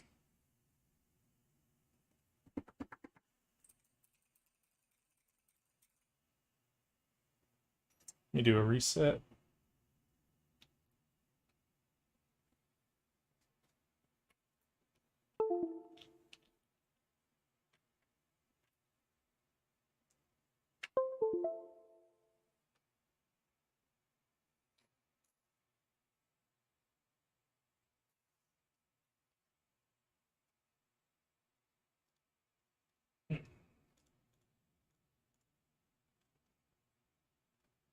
Now let's, I suppose, open back up QMK toolbox.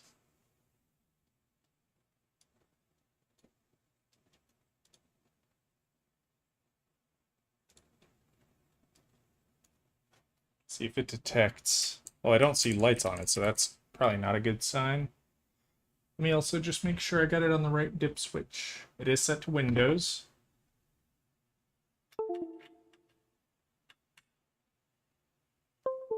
Now it at least shows lights.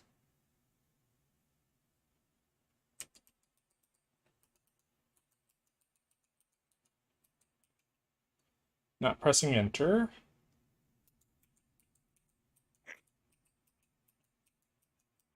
Now VIA detects it. Took it long enough.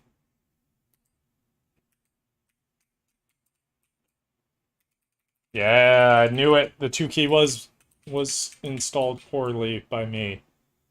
Oh well, I'll fix that.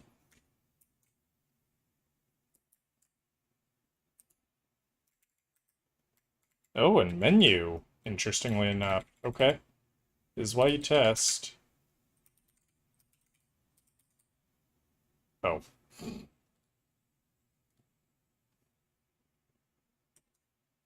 I guess those are assigned to different functions, or at least that scroll lock is. Pause maybe... Oh, pause is currently scrolling through lighting modes. Quite a few. Lordy. Alright, that one. That shows up as mute. Volume up, volume down. Function row. And escape. So 2, I'm going to go ahead and pluck and get him and the menu button.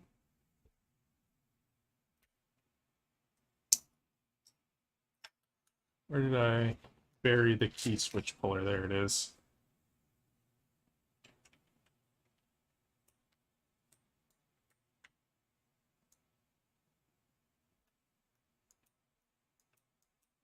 On.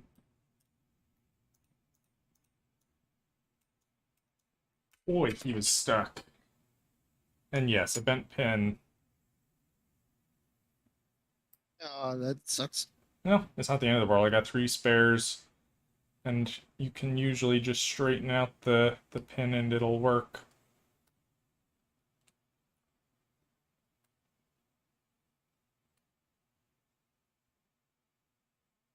Okay, that should be okay. If not, I'll just swap in a spare. Now do you detect? You do. Yeah, see? Just needed to unbend the pin. Do the same for our menu key, since he didn't seem to detect either. Just make sure, yep, didn't detect, so he's probably got a bent pin. Came out much easier. No bent pin, interestingly. It may just be a faulty switch, somehow. Oh yeah, shift, sorry.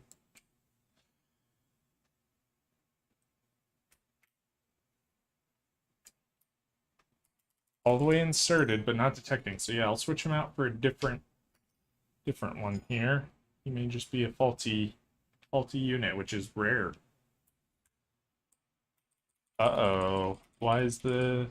So not faulty switch. Why is it not detecting any switch? Let me see. I don't see anything blocking any of the holes. The pins are fine. Let me actually see. Let me plug it back in. Yeah, it doesn't detect a different key press. I've soiled it now. But something's definitely wrong with it.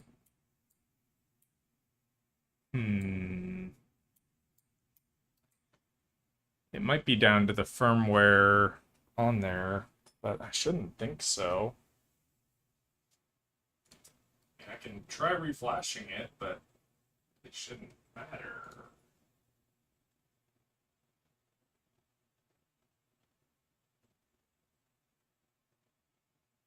Click open, choose the software, click the flash button, it will start flashing.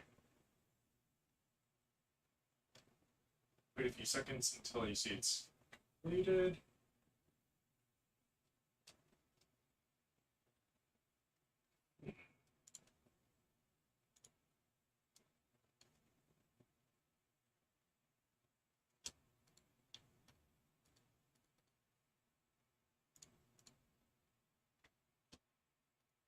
need me to actually import a key map. Let's see if they include one at the top here. No, just the firmware. Download for QMK Toolbox.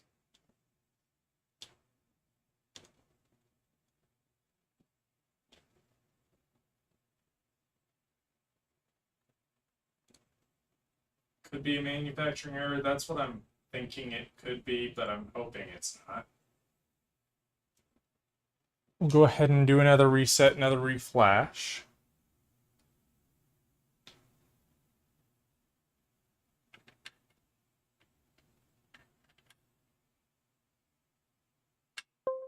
That's fucked up. Agreed.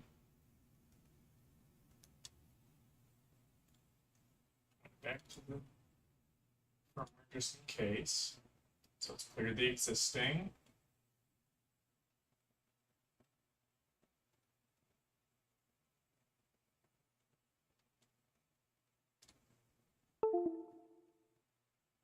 Flash complete, it redetected.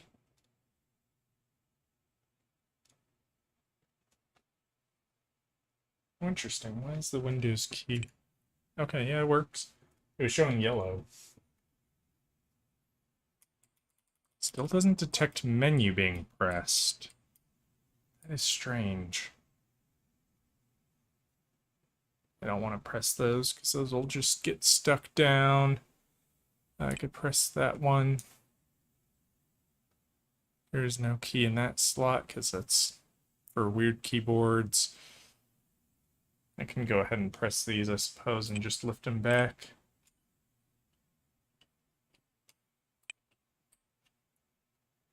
Yeah, so it's quite literally just that menu key.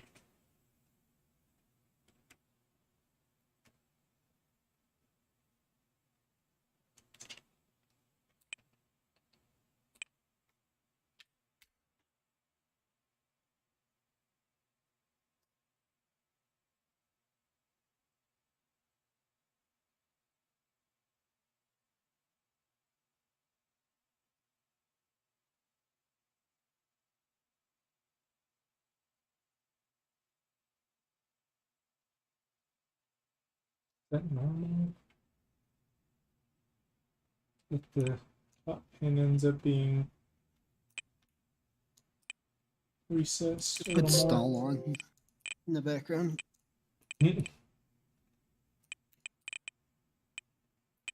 sorry for the noises. There we go. Yeah, so that's Spooky normal. Minecraft disc. What's the new one? 14? That one's also pretty spooky. Big step. No, Pig Step's not the newest one. There's another new one. Oh, the new creepy one? Yeah, I know what you're talking about. Weird. At this point, I think it might be a manufacturer error for that key. One other thing I can try. Let me go grab a pair of tweezers. I can stick them in the holes, and it should short it and produce a whatever.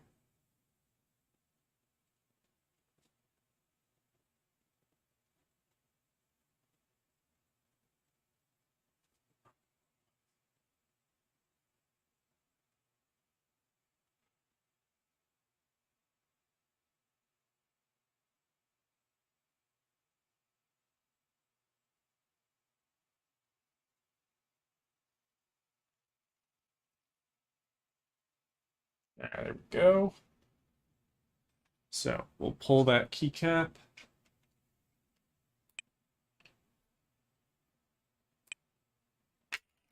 Okay. Or key switch. And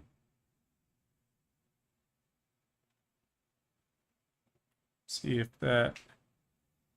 Now, let me try it in a different key as well, just to make sure.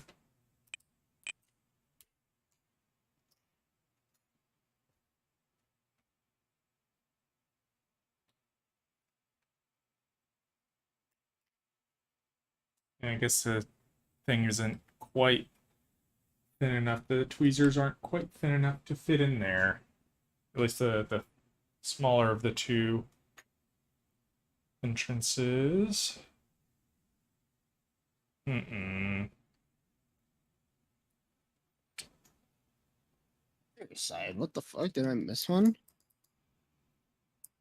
And it says newest discs are called 5 and Other Side.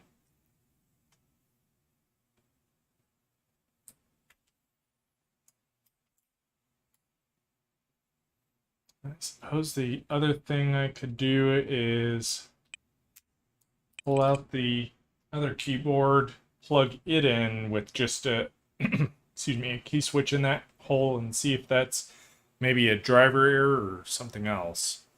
So let me do that real quick.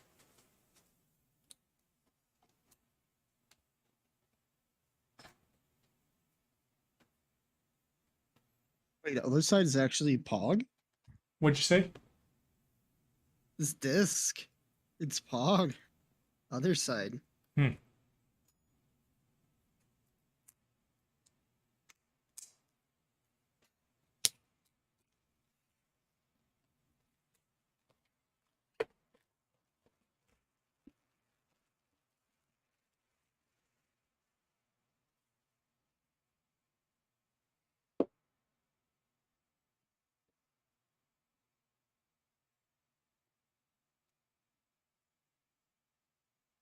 Come on now.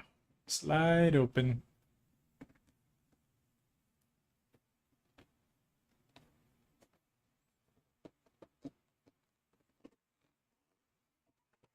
Go.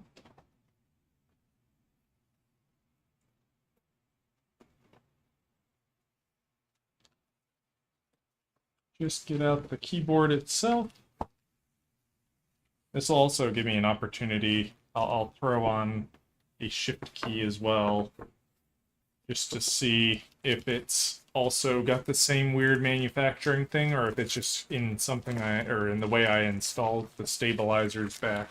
Maybe I got it slightly off. I don't think I did, but let's test it for sure. So there's a new Bedrock Minecraft update to do stuff with jukeboxes. And what you can do now with jukeboxes is output a redstone signal from them and automate music discs going in and out of them. Say that again? One, if you put a disc in a jukebox, you can detect a redstone signal. Oh, okay. Two, if you have like a hopper on top or a dropper putting a disc into the music, the jukebox, you can automate music. So you can have like a rotating playlist of songs of the music discs you've collected. Interesting. So this is good and bad news. Good news, not a manufacturing error. Don't have to send it back to China or get a new sample sent from China, which is a long way to ship things. It seems like it's something with the QMK software or with, more likely with the firmware. It doesn't seem to recognize the menu key as a menu key. It may be that it's for certain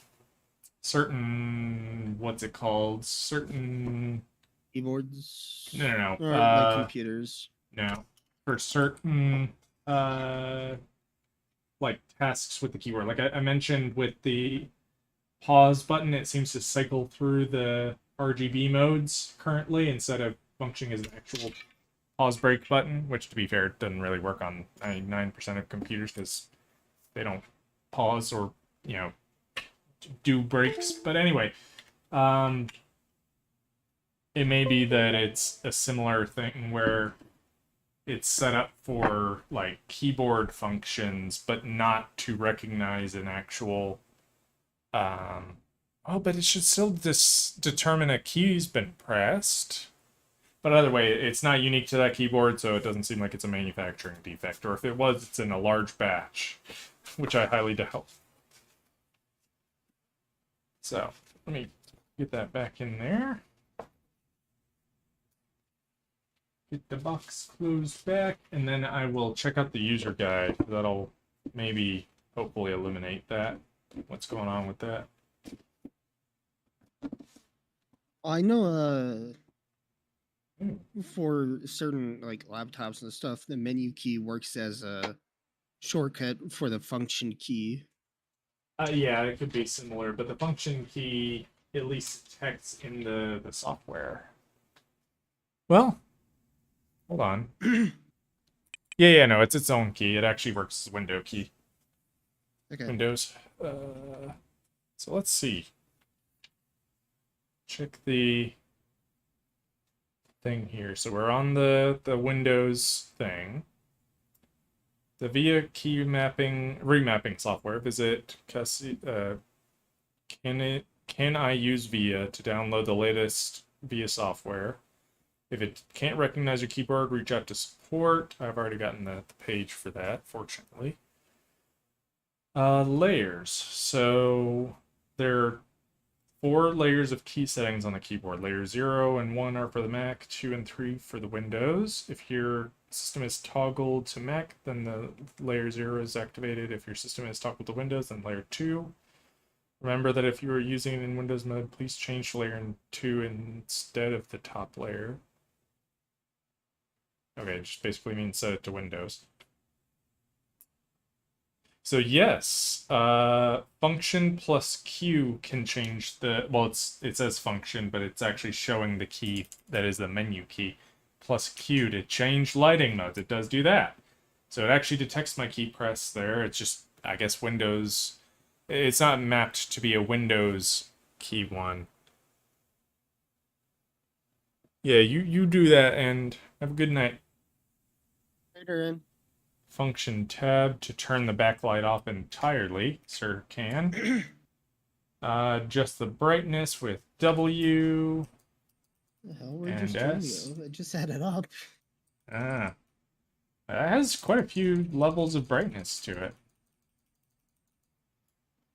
Alright, adjust the backlight speed. Interesting, with T and G. So G for slower. Now it's just a gentle cycle. Or take it to crack cocaine mode. That's fast, as fast as it can possibly go. All right. So now I know why that wasn't detecting, and it's fine. Activate Siri or Cortana for Siri. For Cortana on Windows, select Start Settings for Cortana, and then pressing Windows key C. That's just talking about general Windows settings. Factory reset, yeah.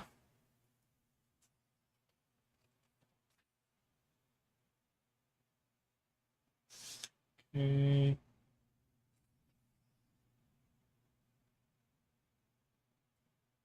Oh, I didn't test putting a key on there to see if that was a stabilizer thing on the other. I don't know. We'll see. I'm going to be switching in the Durox stabs anyhow. Default key layout.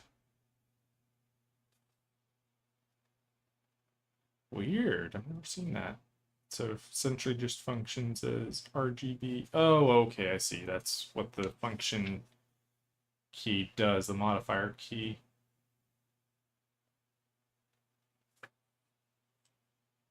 Also, then I'm going to actually switch function and the menu key. Menu key is just alternate Windows key anyhow on this.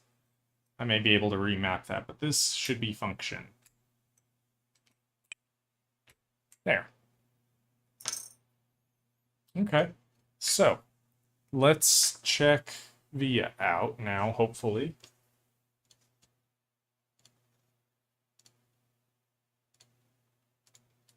It still didn't, like, actually work.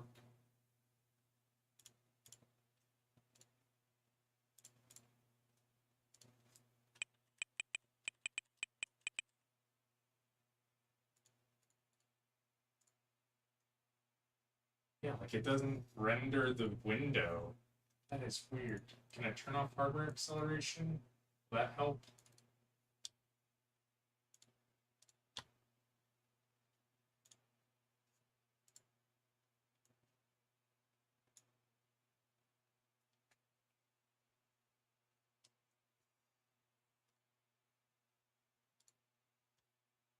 It is beyond weird. I still have no. I don't have QMK up. It's just because of the other software, the VF.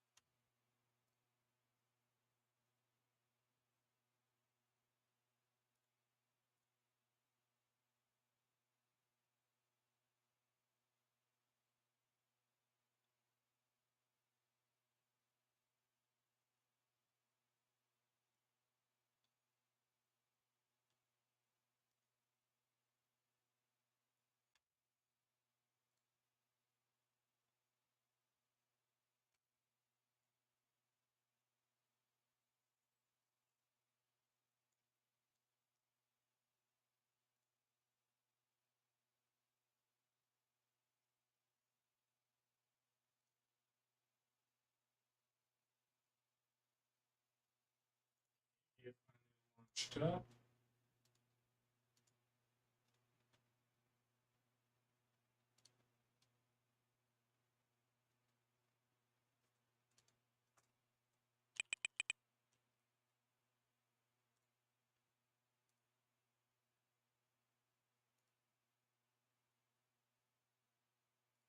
Gosh, it's so weird. This Gatorade I got. It is lime cucumber. It'd be very interesting.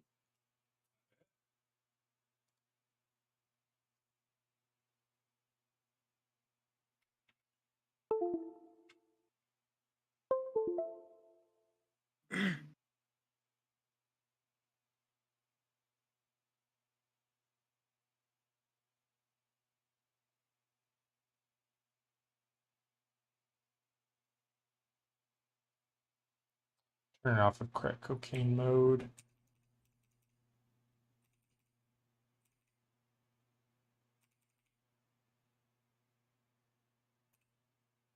That's probably fine.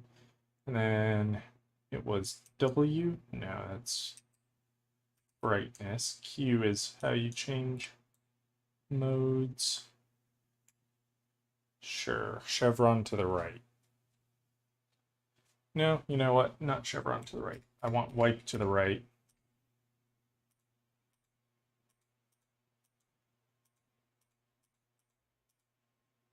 There.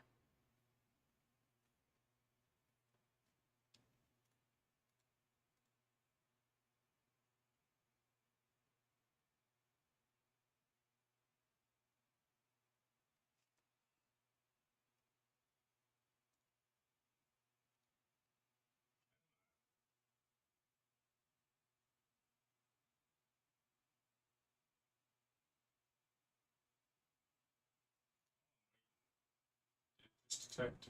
Yeah. While I'm waiting then, that one up. The keyboard software. Is my caps lock on here? Weird. It's all my stuff caps. I can't hold back. The keyboard software not detecting. Actually, the problem is that it's not just very slow.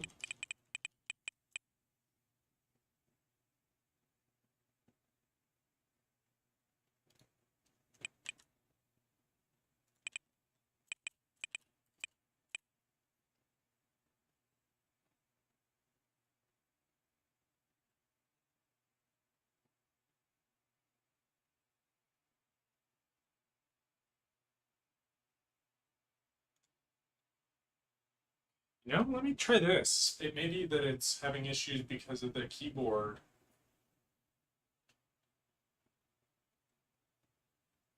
That is to say, my current keyboard. It's going to disconnect the webcam, but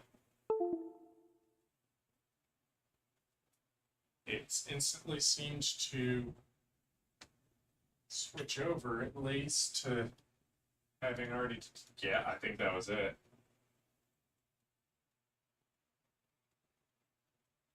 So you're just going to be stuck with a static webcam up in the top right for now, but that sure did fix it. Uh, well, at least it's responding here, but it's still not seeing the device, interestingly enough.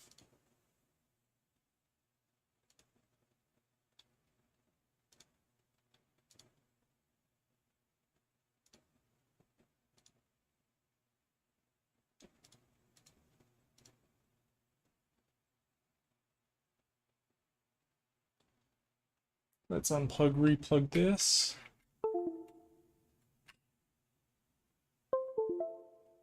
Does Via see it magically?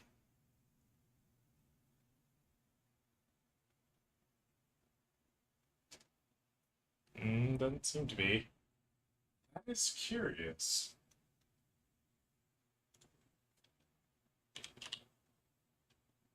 Right, it's turned off. Hold on, why is it playing sound still? I thought I'd turn that off. Yeah, key sounds are set to off. Oh, what? Is GMK somehow running in the background?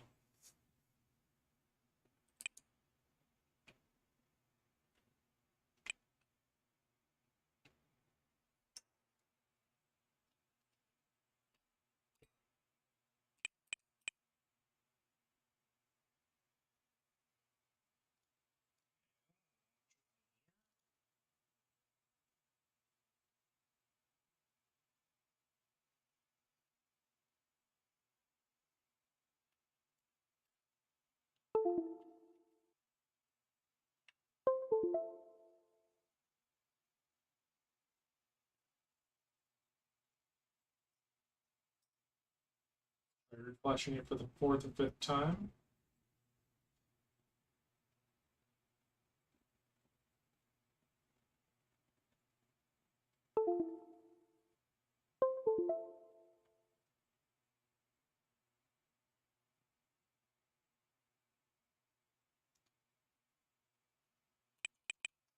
It's like the key tester is still up in the background somewhere.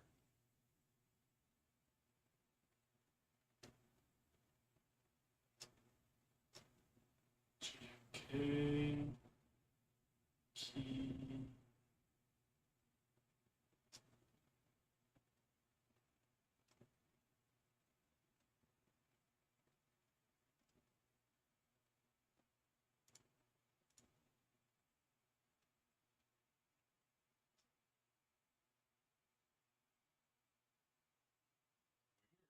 See it by name.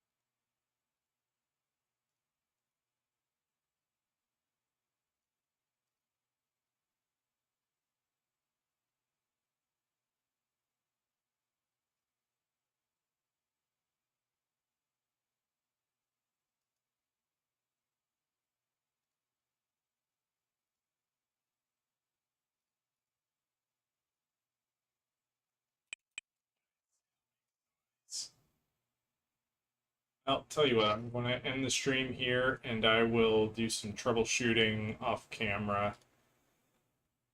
It will probably just be more of the same, basically just testing to see why it's not working and then maybe changing some things with the key map and lighting, but that's about it. So I will go ahead and end it for here. Alrighty. Until next time.